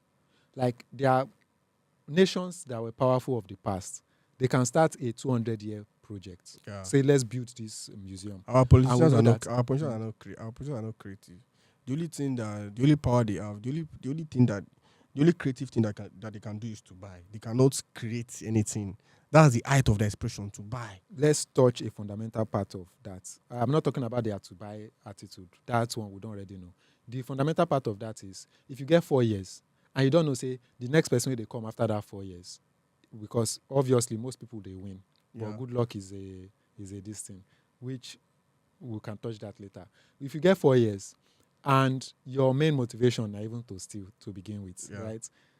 With the amount that they spend during campaign, do you know they have to recoup it? Yeah. Do you know how much Tinubu spent on campaign, brainwashing everybody with their tribal? Why you go, and I'm not talking about presidency now, I'm talking about like the whole political sphere. Yeah. Why would you invest time like for long-term projects when even after your 4 years, new person will go come say if you destroy the whole project? Yes, no. So there's no continuation. Our lack of ability to continue is a problem that Nigeria really has a leadership problem. There's a dearth of leadership in Nigeria. Yeah, but we still need to think about and the reason why there's a dearth of leadership problem is because there's a systemic problem that keep producing this kind of people. Because this kind of, let me tell you, if we continue on this path that we are in, we are going to be facing. See, let's even assume that Tinubu is not there. After Tinubu's tenure is over, we're going to face another Tinubu. It's always Tinubu upon Tinubu. Now you get the same ideology people. Now you get it. So that was the point I was trying to make. It's not independent Tinubu. It's just the fact that no matter who the president is, for example, let's even say now Peter Obi, right? That does not stop the people that actually cause that oil like this Yeah. thing from doing that from making that particular move. I actually think that to be a Nigerian president, you actually need a little bit of dictatorship. Not okay. So I was going to come to that particular aspect of dictatorship because, let's say, for example, Putin, who should not be a model by which anybody why should. Putin not be a model? Now, no. But can Now, Joe for Biden be the a model? fact that he has for the fact that he had a sensible amount of time to Yeah. implement things. That I can say might be one of the selling points. Yeah, he's for doing a lot a of things sort for of his people. dictatorship. And his people love him. Yeah, I'm talking about like projects. So Yeah. if to say they run in terms of our own 4 years, this thing, and someone else apart from Putin coming, you see, I one thing that I saw about the model of this sort of dictatorship of this, let's say China now, for example, one thing that I saw is the fact that if they are a good government and you give them time, then change can happen. Yes, now. Now, Is, even we people don't even care about how long you stay in government. Too. People care about results. The president of Rwanda has been there since 2001, 2002. Exactly. So, but we now, our own, even if we fight, say, me person enter, and that person only get 4 years. Maybe they just See, that 4 years, I tell you what will happen within that 4 years. More say we even fight, and one youth, let's say you, for example, become president, we fight to become president. The thing will go happen, we say, your first 3 years go be from the opposing people we know like you to bash, whether they do good work or not. My point is, if we pick someone from the youths, which I still think if you pick anybody randomly, you still end up with Tinubu. Yeah. For sure. But let's even say you pick someone that wants to do good work. I can promise you that people that have tribal counter against him go spend the first 3 years countering him. We are not even talking about his work here too. People where they from opposing party go spend that same 3 years or like just bashing him for getting the work. That's part Now, of politics now. even if he comes do work, say 4 years, after that 4 years, with the amount of propaganda that would have been pushed, if he even know if he enter again. Now, how do we actually we are saying, it's because they are no good leaders. Good leader, if he enter, una go still bash him, he no go still get time to execute. If there's a good leader, trust me, people are going to rally behind you. I forgot the name of this president. Is this Nicolas Maduro? I forgotten. Is he the former president of forgotten all the South American countries? He was overthrown. And the people did a vigil. And he was put back in government in the next 24 hours because people were protesting on the streets. If they do what you go show now. I mean, as at a year ago, we were not buying 3 tomatoes for 1,000. Agreed. Things have gotten bad. And in fact, people are actually even saying that Buhari, as bad as he is, better than Tinubu. I think Tinubu, I don't know, I cannot say that's wrong, but I think Tinubu inherited, like I said, the storm. But yeah, already while he was campaigning, my point he said I was that going to build on Buhari's legacy. Buhari's legacy of failure. No. That one are talking points now. Exactly, but I mean talking points now. You want the counter incumbents. Exactly. You know if you counter incumbents. So they don't get anything they won't do before. A political strategy now. This same APC they'll be saying, hey, we made the problem. APC has been in power for the past how many years? Since 2015. PDP was in power 16 years ago. And you are still talking about PDP. You are still talking about this, that. Bro, you've been in power for the past 8 years. People want to see results. So a criteria for actually checking. I actually believe that they should dissolve all this party and there should be a one party that unites everybody, that everybody is rallying behind. That one will be worse. Because this two-party system is creating opposition. That one will be worse. What needs to happen is actually more parties and power balance amongst those parties. So it's not just 2 parties. One party go there also. Nothing common. Just more parties. Let's say 10, and it's not so obvious because we get. If you get that one now, still means you get democracy. Yeah, but there's no perfect democracy. You need to pick and choose. So if you get a single party system and you go get democracy. Are we talking about China or something? I'm not talking about China. See, we know they forget. See, Nigerians, we cannot afford the luxury of American standard of democracy. We're not in the same economic stage, right? Yeah, but there's a research by Dabisa Moyo in her book Dead Age. She says that it takes a level of economic prosperity for democracy to actually work. Because people don't actually care about who is in government. They want to eat tomorrow. So it does not matter whether you have been there for 50 years. It's whether there's good housing system, whether there's... So that's why you found out that there's always political instability in African nations. Why? Because our economic reality is very, very, very low. So nobody cares whether it's... As long as you are creating facilities for the people, you can even stay there for life. Gaddafi was there, has been the president of Libya, was president of Libya since 1969, up until 2011. When he was president of Libya, Libya had one of the highest per capita income in the world, the highest in the Arab world, the highest in Africa. Health was free, education was free, Medicare was free. All of these things were free. It was a typical socialist government. So people don't care whether you have been there. People want to see results. So just carrying American system and downloading it, not considering your own indigenous African cultural context, is actually complicating the issues. So you are saying one thing that can work for us, which is what we should understand ourselves first and understand what suits us as a people. It's not even you put in you always talk understand ourselves. Like I say you feel actually influence all 230 million people. Like that's a big... But are we not saying that this system is not working for us? Like we're not yes. saying... So now the sort of system that can work is one where first you get a good person, and secondly they have enough time to execute. Because I still feel like this 4 years is small, especially when there is so much APC, PDP, and when I come in, I will scatter your projects. I feel like there's no long-term projects. I feel like there's so many vested interests in African politics, to be honest. Like, so many vested interests. It's not as if... I mean, African leadership now is a system, right? That's why I tell people that it's not as if Africa don't get good leader. We actually had and still have a lot of good leadership.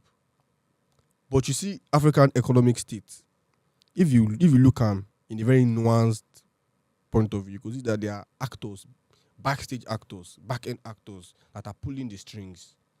Sure, you get. There are so many vested interests. If Tinubu wake up tomorrow now and say that Shell is going to pay heavily for destabilizing and destroying the Niger Delta, for polluting the rivers, and people can't farm, the life expectancy has dropped. They literally destroy that place. If Tinubu says he wants to sanction them and force them to, you just wake up tomorrow morning to martial music, he has been overthrown. So you find out that there are so many vested interests. All these multinational organizations, in Burkina Faso, we had the most charismatic African leader of all time, Thomas Sankara, that ruled from 1983 to 1987. That was one of the most progressive African governments ever. Within that short period of time, he vaccinated over 2 million kids. He was not even collecting salary. He was collecting salary as a captain because he was a captain. Development literacy rate jumped to 71% in just a space of 4 years. Burkina Faso had the highest number of women in parliament, empowered women. A lot of what happened to him. He was taken out by a military coup supported by France in 1987. So there's a systemic and coordinated attack against progressive African leaders. So these kind of people that we find, like Ruto, Tinubu, you see them, that's what the system is supposed to be producing. That's why Nigerians, when it's time for election, Nigerian presidential candidates they will go and auction themselves in Chatham House to their colonial masters. I'm the best slave. Because that's what debate in Chatham House means. Are you convincing the British public? You are convincing the Nigerian public. So why do we need to do a debate in Chatham House? We just go there and prove, what Tinubu is doing is typical IMF austerity measures that is being handed down to him. It was the IMF that told him that he should, do all these things, remove subsidy, float the currency. Because when you float the currency, it is advantageous to some Western businessmen or Western capital. Because when you float the currency, right, floating the currency just means you are putting the naira and dollar in sharp competition in a liberal market. So the dollar is actually going to obliterate the naira, right? So that's why we are having the dollar is going up, and they are borrowing money from the World Bank to actually bankroll the naira, and we are having all these type of things. Because when they float the currency, dollar is going to be higher than naira.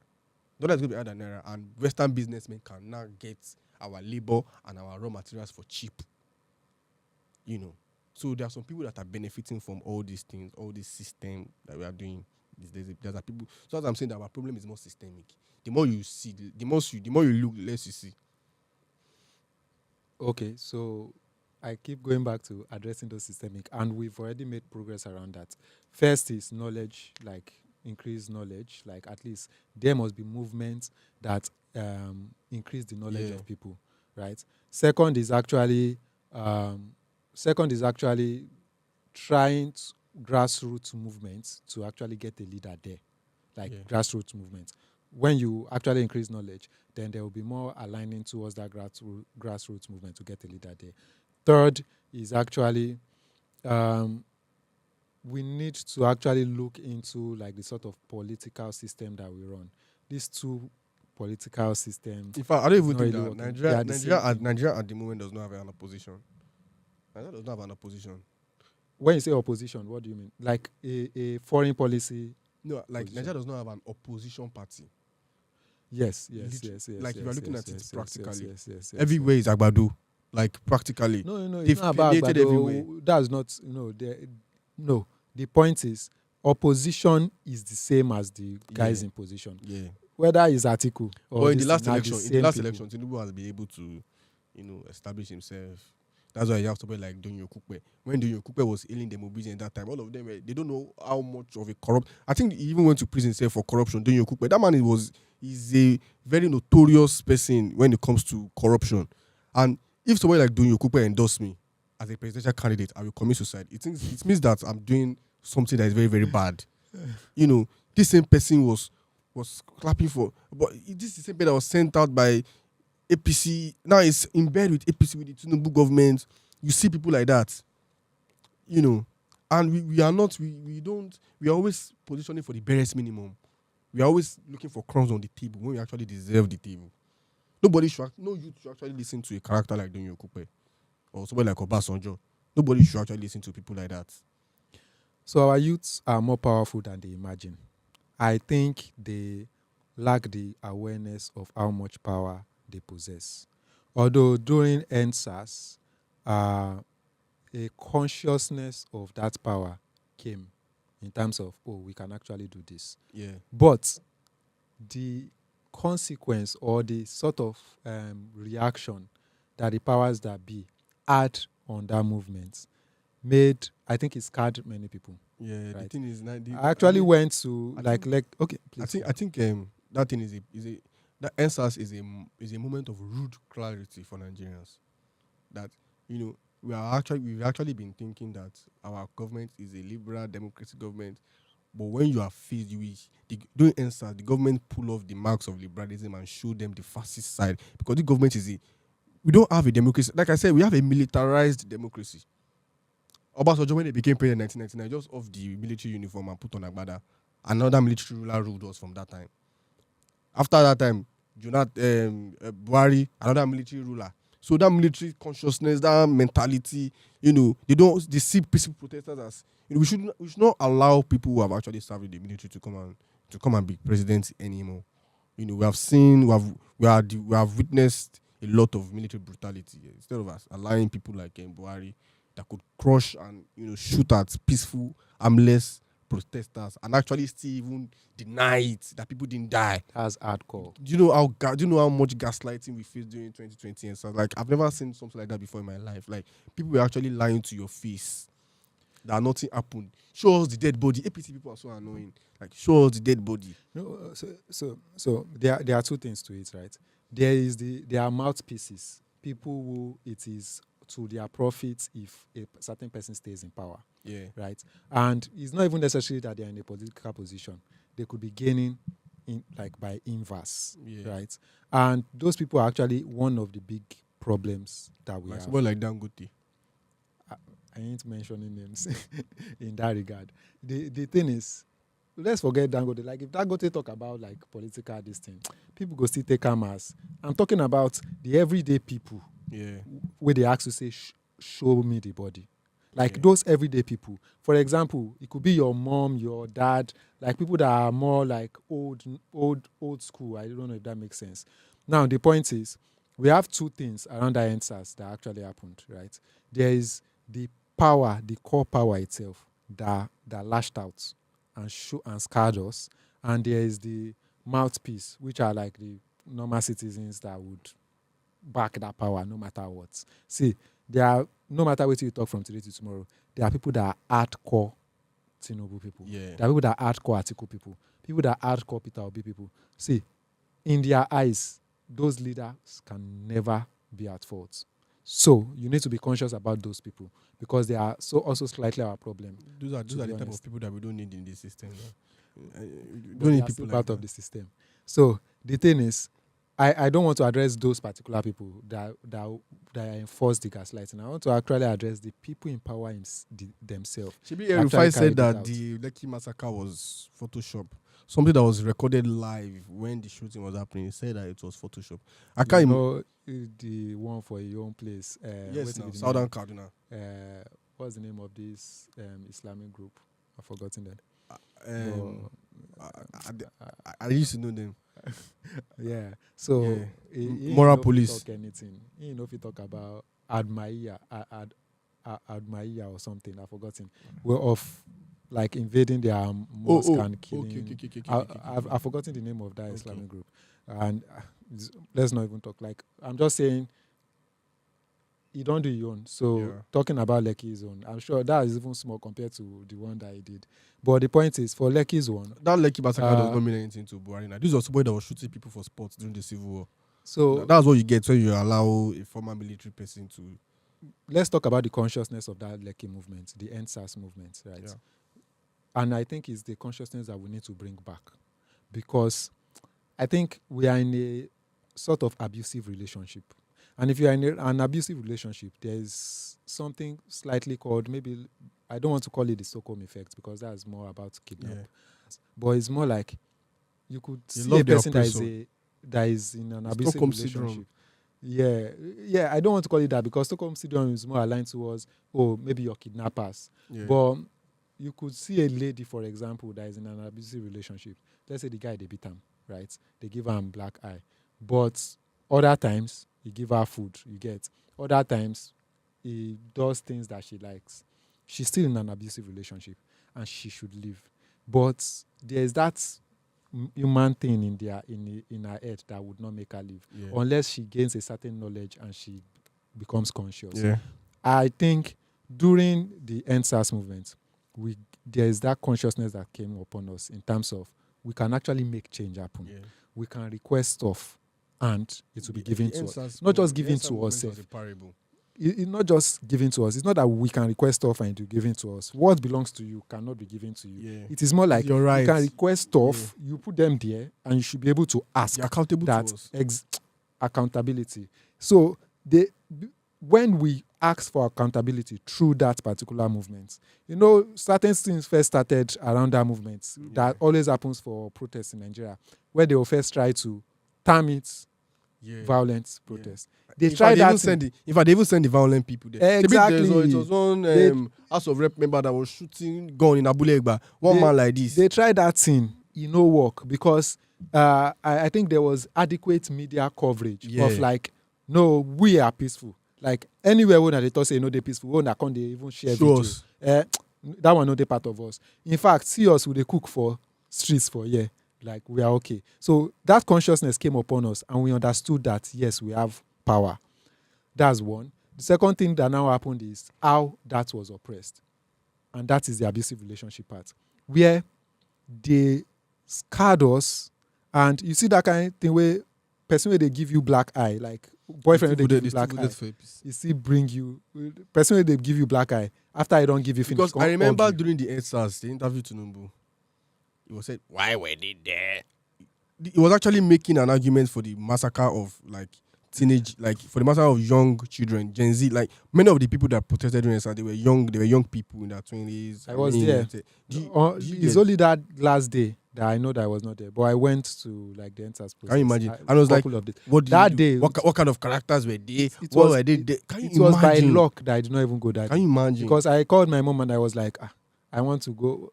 She did not know that I've been going the subsequent days. But that last day, say make I no go. Me too, I can't look, say, you don't try. Make I no go. That day, now for Instagram, this I've forgotten her name, Instagram, 9 person they watch. I'm like, I was very surprised. Yeah. Like I'm live, sure I even cried that day. Yeah, it's because crazy, bro. It's a like, come on. It could have been you, like it could have been anybody. Exactly.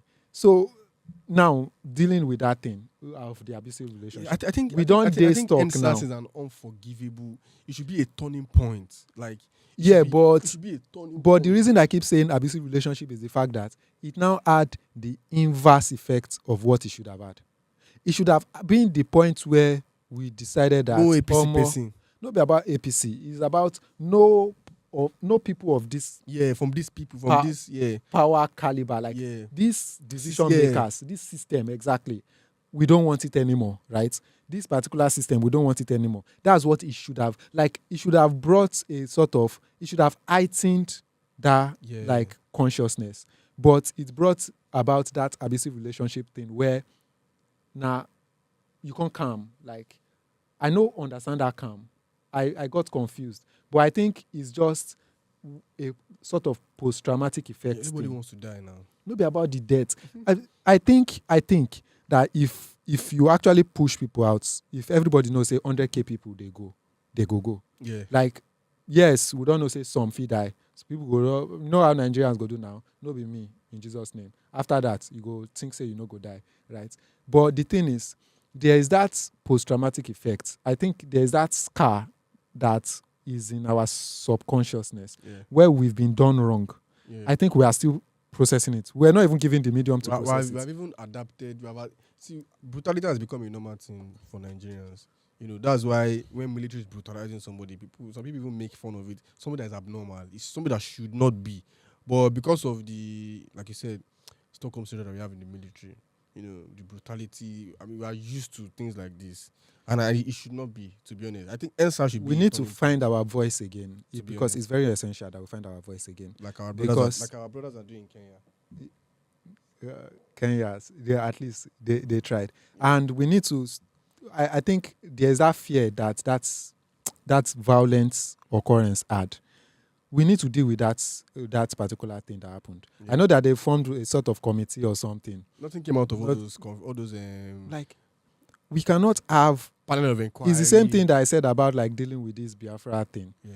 We cannot have a violent moment in history and you refuse to deal with it. Yeah. That thing does not work well. Like, in fact, Bosha, I'm not surprised that we are not dealing with it. You know, the society that we are even in, that things around visiting a psychologist, or what do they call it? A therapist is looked negatively against. It's not as if it looked negatively against. Seeing therapists is like it's elite people. I think people underestimate the fact that Nigerians are poor. How many people can afford therapy? No. It's not about affordability. For therapy, it's not about affordability. I'm not talking about affordability. I'm even saying, even if you provide free therapies, people no go. Like, you get. Now, my point with that, it's not about the affordability. If now affordability is very expensive. After Buhari's, but the thing is, all the 200 million Nigerians are supposed to go for therapy. If we don't walk through our feelings, like, exactly, if we don't walk through those experiences, we might keep being suppressed. I think we need to walk through those experiences. We need to admit. We don't even need therapy again. We need to make everybody crazy finally. It's the nail on the coffin. We need to address our innate feelings. Like, it should not. We need to address those innate feelings. When we address it, because I don't feel like we address that answers this thing. We not address our.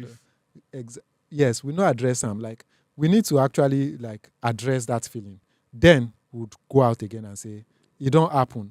We don't admit, say this thing happened, because those people don't still admit fully. Yes, they don't still admit fully. They need to admit that thing. They're low key, like low key. They go just a do now anyhow, and they go just look, say this one's now animals. Yeah. Like, at least, see, I like people that are honest. Yeah. Buhari was honest. He compared Ona to Katu.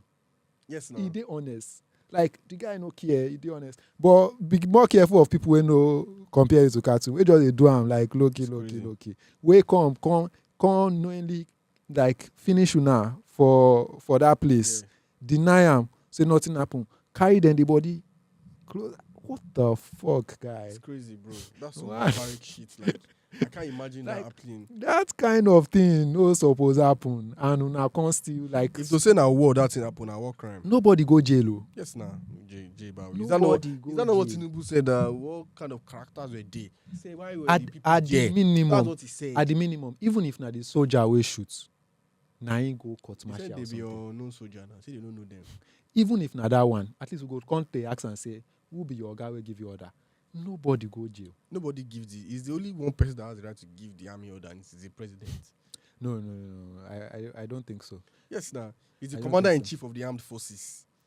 If you were the president and a problem was happening in you Lagos, don't. Do you you think would that? you Do you would give think? that. Do you think it was not Buhari that gave the order?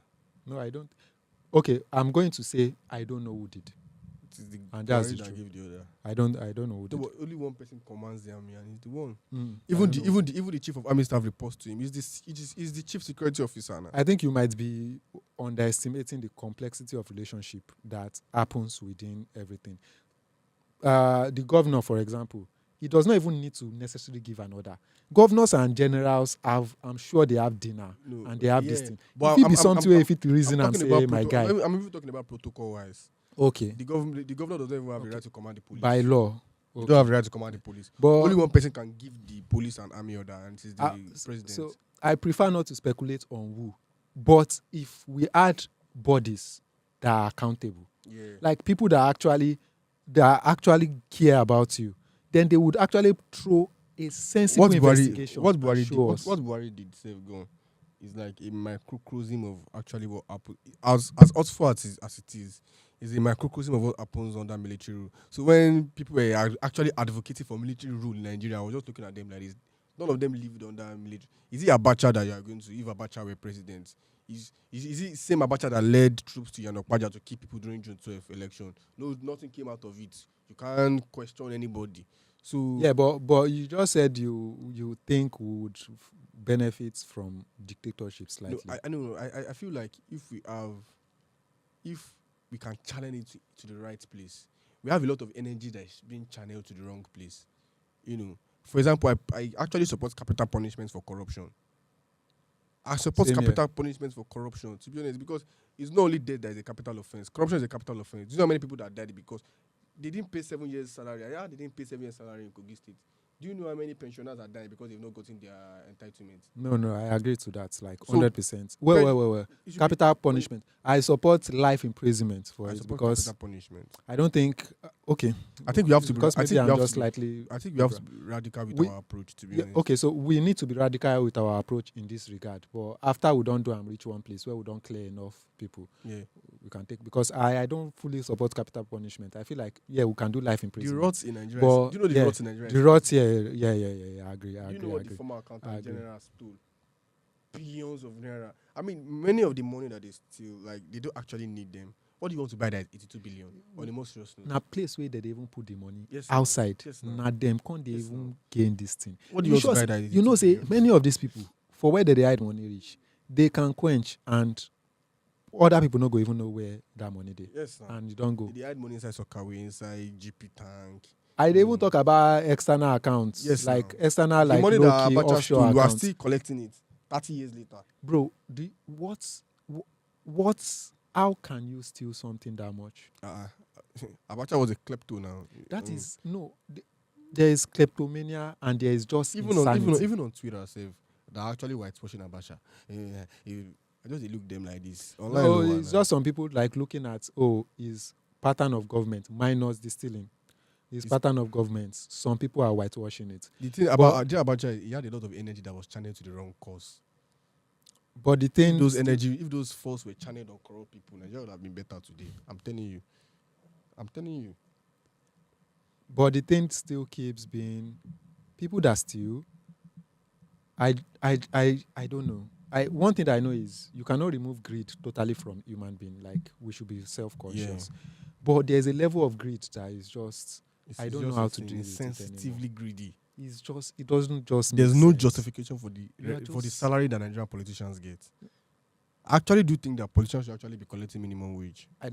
What if they are giving that salary, but nobody steal again? I go still prefer them. But they collect that one, but they see they chop. The thing normal. they are eating, but they are And still the thing be stealing. that. Now the thing be that. See, not be the salary going to be the main issue. Like if to say now let that salary that they collect and nothing else, we no go there poor. Yes, now. If to say now let that salary and nothing else, come on. Check the budget. You go just dey see. You go just dey shake your head. See, there are people that there's one quote, I cannot quote it exactly, but it just simply means the government is like a private institution right?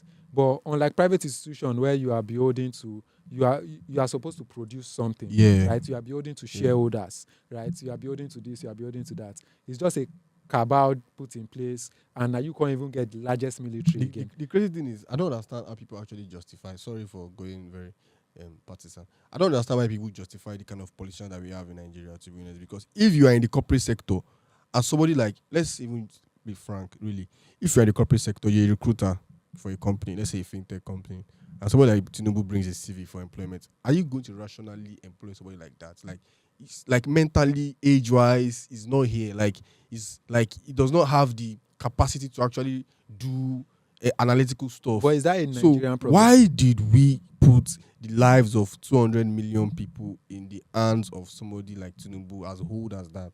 What are the options? What were the Exactly. options? That's why I'm saying that the system keep producing people like Tinubu. So I don't think we had many options. To be We honest, did not that's have why I'm many saying that we options. actually have to question our system, our kind of political system. That So would be seemed like the most reasonable option then. yeah, what they even were celebrating about him was like the barest minimum. They said he can stand upright, he can walk how many kilometers. To be honest, these are supposed to be the barest minimum. Like we have been so It's not as used, bad as Biden. like we have been so used to suffering, like we have been so used to the mediocrity that even average is now excellent. Average has become excellent. But you remember what you said. He's not the actual decision maker. Like, he does not need to do much. Yeah, He just needs to be. To be honest, I think at that age, he should. He doesn't need to. normally in the It's just West, decision normally in the making. West at that age, Decision people like that they making take does care home. Like seriously, at that age, people like that they take care. Look at Biden. See how much of a mess he's making for Americans. The guy is senile. Like he's not with us any. Yeah, he's but not the with us American any system, longer. I would not say still works, but at least it's still afloat. Yes, now And that's because we don't expect. there are people calling the we don't shots now. expect people. We don't expect a president to carry block, for example, like block for head. We don't expect him to do heavy lifting. No, What let me we tell expect something. from him is brain This work, thing- although he's this still thing, old. yeah, for this brain thing, work. this thing that you're saying is typical APC talking point during election that they don't need him to carry cement. Do you know that your age actually I know it affects how matters. much you can process things? I know it matters. Like, if it were up to me, like a 35-year-old, we will know, say, you still get long time to be accountable for what Yes, you do. now. Don't be saying you don't live now. We know even if you come fight. See, You. person Who like go fight? Obasanjo, after all the Who crime, go fight? Obasanjo never answer, was never put me to answer the question of all these Nobody would crimes. answer anything. You know, for bombing Fela House in 1977 with 1,000 soldiers, for invading OD and Zaki Biam. You know, this man, you know, human rights violations that happened under this guy that people still really think that is some kind of. I don't think anybody should be listening to a character like Obasanjo, to be honest. You Okay, know. so in trying to round up, not we are almost at the end. What would be your strong advice for people? So you would see that I always try to bring it back to what can the individual do, because I feel like it is the individual that stack up to become the group. We have And to the see group- ourselves as a collective part of nation building. To be honest, all this individualistic approach to life, not be like this Africans they live pre-colonial. All this individualism is Western type of. We cannot exist as a unit. In fact, our existence as human beings is dependent on our relationship with other human beings, with the earth that we are on, with the land. A human being is a useless unit. I mean, as a human being, we're a useless unit. So there has to be integration. There has to be integration. We have to collaborate. We have to unite. You understand? We have to unite. Don't be saying everybody just mind his own business. No, it's not about minding your business, but it is important that you clean your room before you go outside to help to clean the streets. I feel. So if you yourself are corrupt, right, for the small dealings of business that you do, in the small things that you have your hands in, if you are corrupt, I don't think you have a right to insult any Nigerian politician. You need to clean your room. Bro, now we as individual. But me actually do think that. Now out of us they pick this politician. Actually if they clear all these politicians out and you pick people randomly in this Nigeria, if they enter that office, they go still ask for that same pay and they go still do the same moves. I actually think that policies affect human behavior, to be honest. Nigerians are behaving like this because of policies that have been made to keep us this way. Yeah, but why are there so many people begging? It's because the economy is bad. Why is there so many crime? Because the economy is bad. You can make an argument for that. But we still need to come back to how we can work, because I don't want to always bring The thing is, things that you cannot influence. For example, policies. We can influence policies, but it requires level of work and things. But the reason I said individual end up like becoming the group is the fact that you already said we need like a knowledge transfer, not knowledge transfer. We need to increase our knowledge politically, like individually. That's also another part. Like, you need to make yourself, whoever you are as a person, you need to make sure if you are a person that is chosen for such a position, that you would work appropriately. And we need to start like bringing that consciousness. In our dealing, there's so many untruthfulness in it. Wow. Like, you go enter bus where you not supposed to be, we're supposed to be 300, they fit carry on 1K because rain they fall. And nothing you go do because you dey inside rain. Like, you know, they okay. So Nigeria is an abnormal country now. Now the thing be that, so if we are not different from the leaders we crucify, then what are you looking for? We need to start that, like, make your own room better before you come out to clean the streets. It's real. We need to do that, because if we don't do that, but I also think that we also think that policies too can help. Yeah. But now that's where the second part comes in. What if Nigerians see a road that is clean, sparkling, you know, go on drop nylon for ground. Now you think I'm voila, you know, go on drop nylon for now ground. You think I swear. Normally, if I see, please, I'll keep the nylon with me until I see how policy can affect that is. For UK now, prosecution of people that are literally exactly now how policy fit affect and be that. No be say because they see clean this thing. No. See, if to say UK no get policy of if you throw this thing for granted, Nigerians will go there. They no go arrest me. Bah, they go throw. Okay. So forget that. Don't be about say they see clean road. Now about the policies, like you said, that to enforce. So policies around corruption, you trying to make people around you, like you yourself, like. The reason I keep saying you yourself is because I see myself as a leader. And when I say a leader, I don't mean like leader in the future. I mean, wherever I am, I see myself as a leader. And if everybody, and I keep dealing with like Nigerians in terms of business, we have this business together. Why must you like always want to, I don't know, do negatively against each other? Now you want scam this person pass. If you get one video where I watch, I don't know if now for Nigeria, where one white man won't go buy something.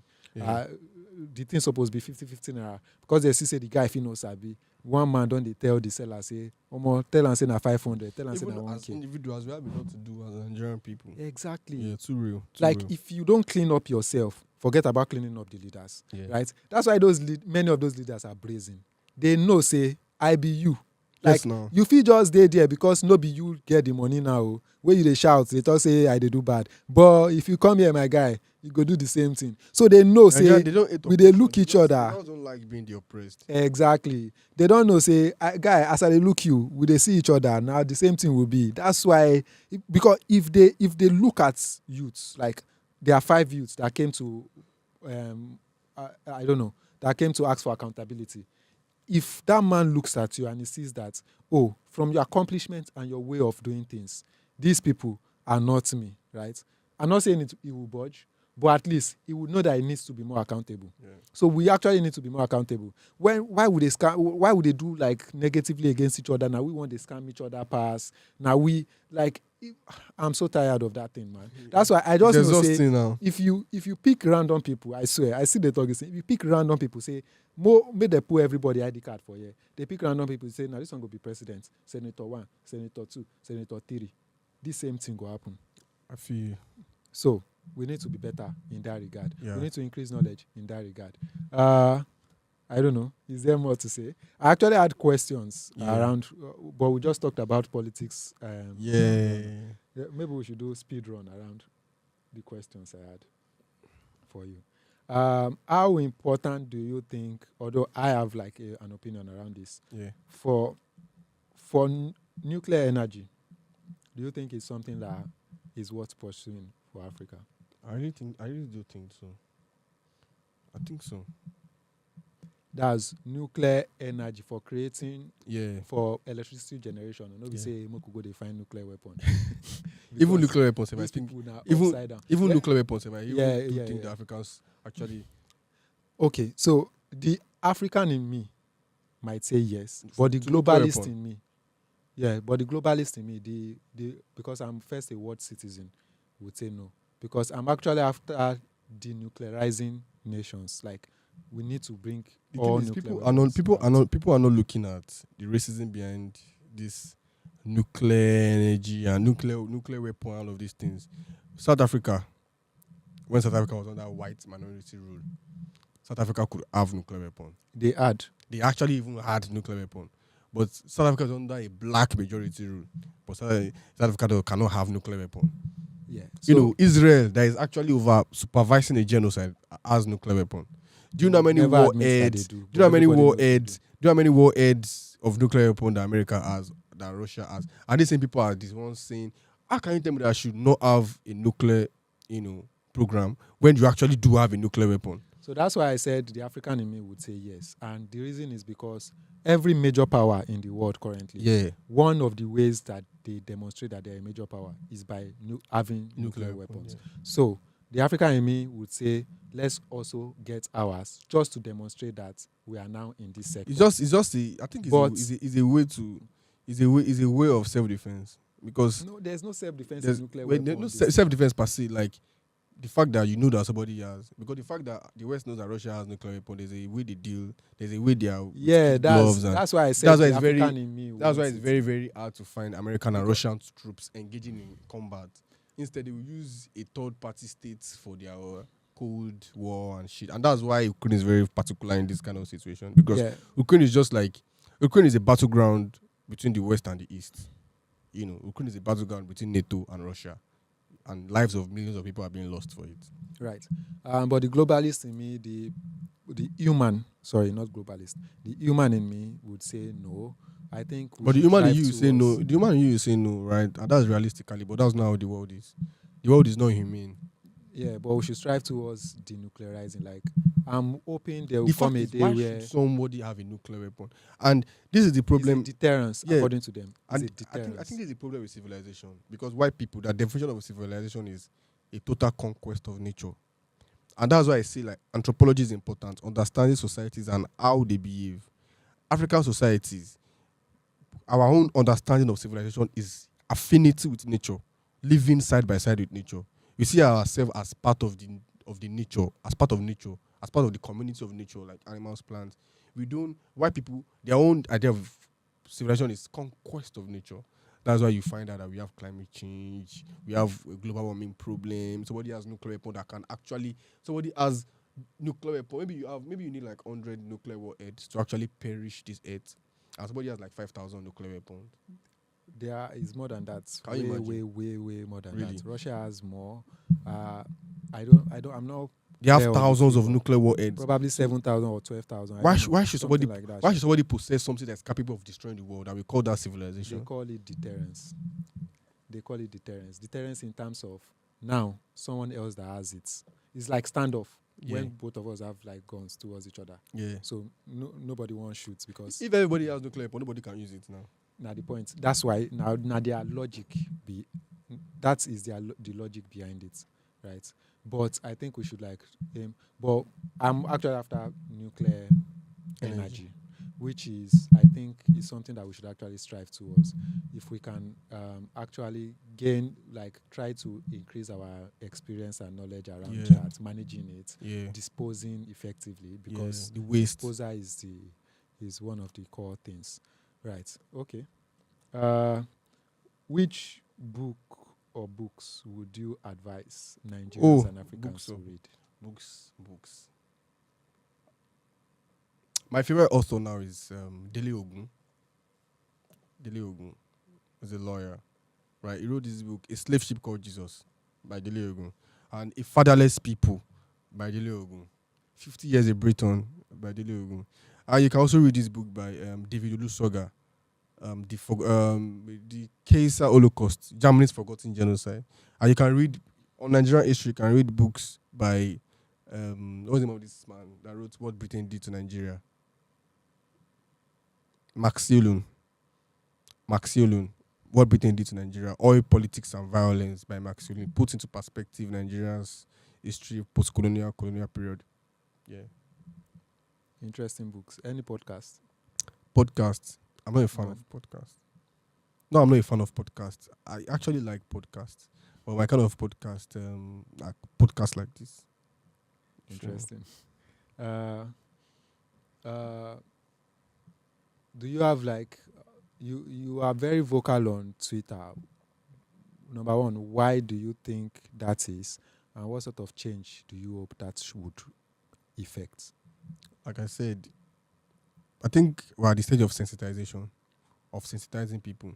I know that my opinion is the unpopular opinion and is somewhat esoteric. Like a lot of people don't really relate to things I say. But then it's a different perspective. Is a different perspective. And I think it's very difficult to like actually give the truth, a different perspective of an issue to a black man. So I understand the perseverance, the back and forth, and all of these things. But the kind of Africa that I envisage is a Africa that we have one foreign policy, you know, Do you really an think integrated Africa. we should keep combining Africa together as one? Yes, I really do. I'm a Pan-Africanist. I really think that Africa needs to integrate. And when I say integrate, I don't mean that maybe one president somewhere Africa is a super state. I really feel like there needs to be more cooperation within Like African Europe countries. is, Like for yeah, example. because there's something called Pan-Europeanism. That's why there's something called NATO. It's just a military alliance to protect Western countries. No, that's still US now. Exactly. So all those things, IMF was built to rebuild Europe after they genocided themselves in the Second World War. Yeah, Europe themselves, they almost work like one body, except when Exactly. Britain just They have left now. European Union Parliament. That's the point. My Exactly. point. So African Union, but exactly, all of them what are last just that I even read, African Union is more funded by It's- externals. Exactly. So that's why I think that we have to do I don't know more. if this is correct, We have but to I think I cooperate. read that Yeah, it's even true. the African Union. In fact, the African Union headquarter was built by China. Crazy, So right? if na cough there, my yes they know here for Beijing. Exactly. Exactly. So I think that we have to do more cooperation as African people. We need to actually cooperate the point more. is not- On security wise, right? Security wise, Visa wise too. Like yeah, it's actually more easier for a for white Europe, person. if you enter train, It's actually easier for a across white Europe. person to actually move around Africa than for an African to move around Africa. In Europe, they just see really when Africa was actually shared among European countries, there was no input of a single African. It was called Berlin Conference, where they shared Africa among themselves.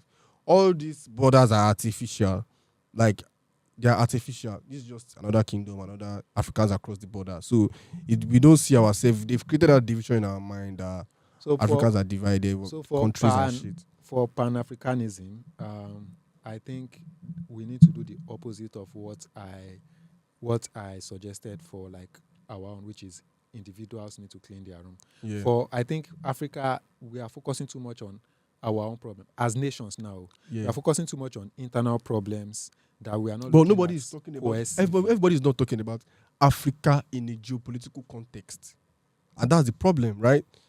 Africa does not have, as decentralized component units of 54 African states. Africa does not have a very sufficient, geopolitical stance. That's what I'm saying. That Africa needs to have one foreign policy, one African foreign policy. Yeah. Okay. So that's where we are coming to now. So African countries need to unite Yeah, and form something cohesive. like the European Union. Yeah, maybe we have like a one They call it currency. African Union now, but I don't think that one is Like actually, the actual agenda of the long-term agenda of the African Union, one currency for African countries. Because actually, if you look at the dollar, they no go achieve that thing, the- except if na dollar they want use. the reason why, and there's a de-dollarization program now, BRICS, that are trying, because the reason why America is a super world power today is because of the dollar. And the dollar, frankly, is a piece of paper, to be honest, because America does not have natural resources to back up that dollar.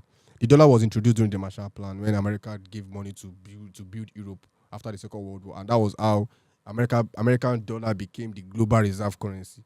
That means America doesn't have to produce anything. So me as an African, if I want to get the dollar, I have to exchange my crude oil, my gold, and all of these things to collect the dollar. And if America wants to pay its debt tomorrow, now America can just print more dollar from the American Central Bank and all of these things.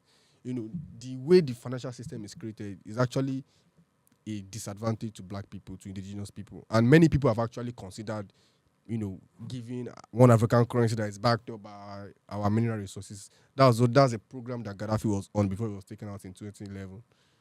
So that's why I said that there's a coordinated and cohesive attack against African intellectuals. So we need to come together basically Yeah. and form one like Yeah. Africa. One Not, legislative. not even necessarily that we are influencing our own individual countries. We don't even have but to we need influence our to own. Yeah. we need to have So that we one, can say that one voice. this is Africa's position on this certain issue. You know. For example, we have seen that IMF austerity. We have seen that IMF austerity measures has not been working. You know, Africa needs to have a one foreign policy. But the way Africa is now, Africa has been divided between the East and the West. We have a certain group of African leaders who are loyal to the West, like typical Cold War period, that some people are like loyal to the East, some people are loyal to the West, and you know, all of these things. We need to be more cohesive and not look at our issues as pro-West or pro-South or pro-West or pro-East. We're actually pro-Africans. We're facing forward. We're not facing any of these people, you know. I think all leaders should just come together and say, all Africans can go to anywhere in Africa without visa. First, one. Yeah. Secondly, form a Many parliament. some African form countries are visa free, like Rwanda and Kenya. Form a parliament. Yeah, that's just very small from what needs to be achieved. Yeah. Form a parliament that has like one body of foreign policy. Yeah. And don't fight against it. Like, I don't know. I just feel like some people will try to get more power in it. Either way, I think it has been an interesting discussion. I sent you something yesterday. Where it leads, where it leads, it bleeds. Okay. Lastly, what are your thoughts on modern feminism? And I said modern because there are various versions. But what are your? Well, frankly, I actually like to think that modern feminism is counterproductive, to be honest, because modern feminism is actually trivializing femininity. Because now I believe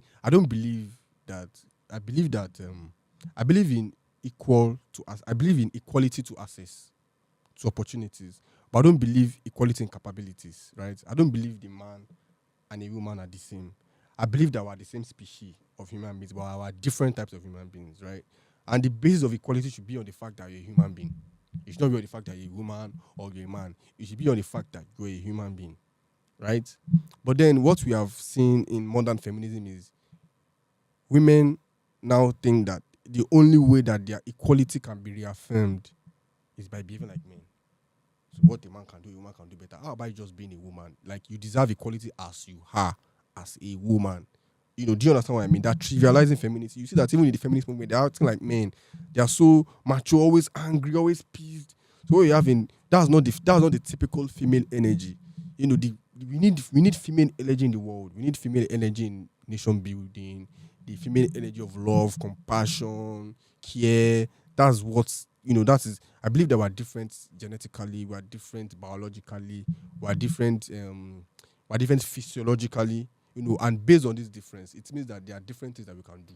It means that we have societal rules based on this difference. This difference means that we have societal rules, but now we just feel like people are trivializing femininity. You know, everybody wants to be so uptight and all of these things. So I think that we should disregard modern feminism and embrace femininity, because women deserve equality by just being a woman. Well, I agree. In terms of every human is equal, aside from gender. Yeah. Like, let's forget gender. Everybody is equal. I hope to discuss this more with you because I have some opinions on how this can go, but we're out of time. Yeah. Thank you very much. It was an awesome conversation learning from you. Yeah. Thank you very much for having me. Thank you.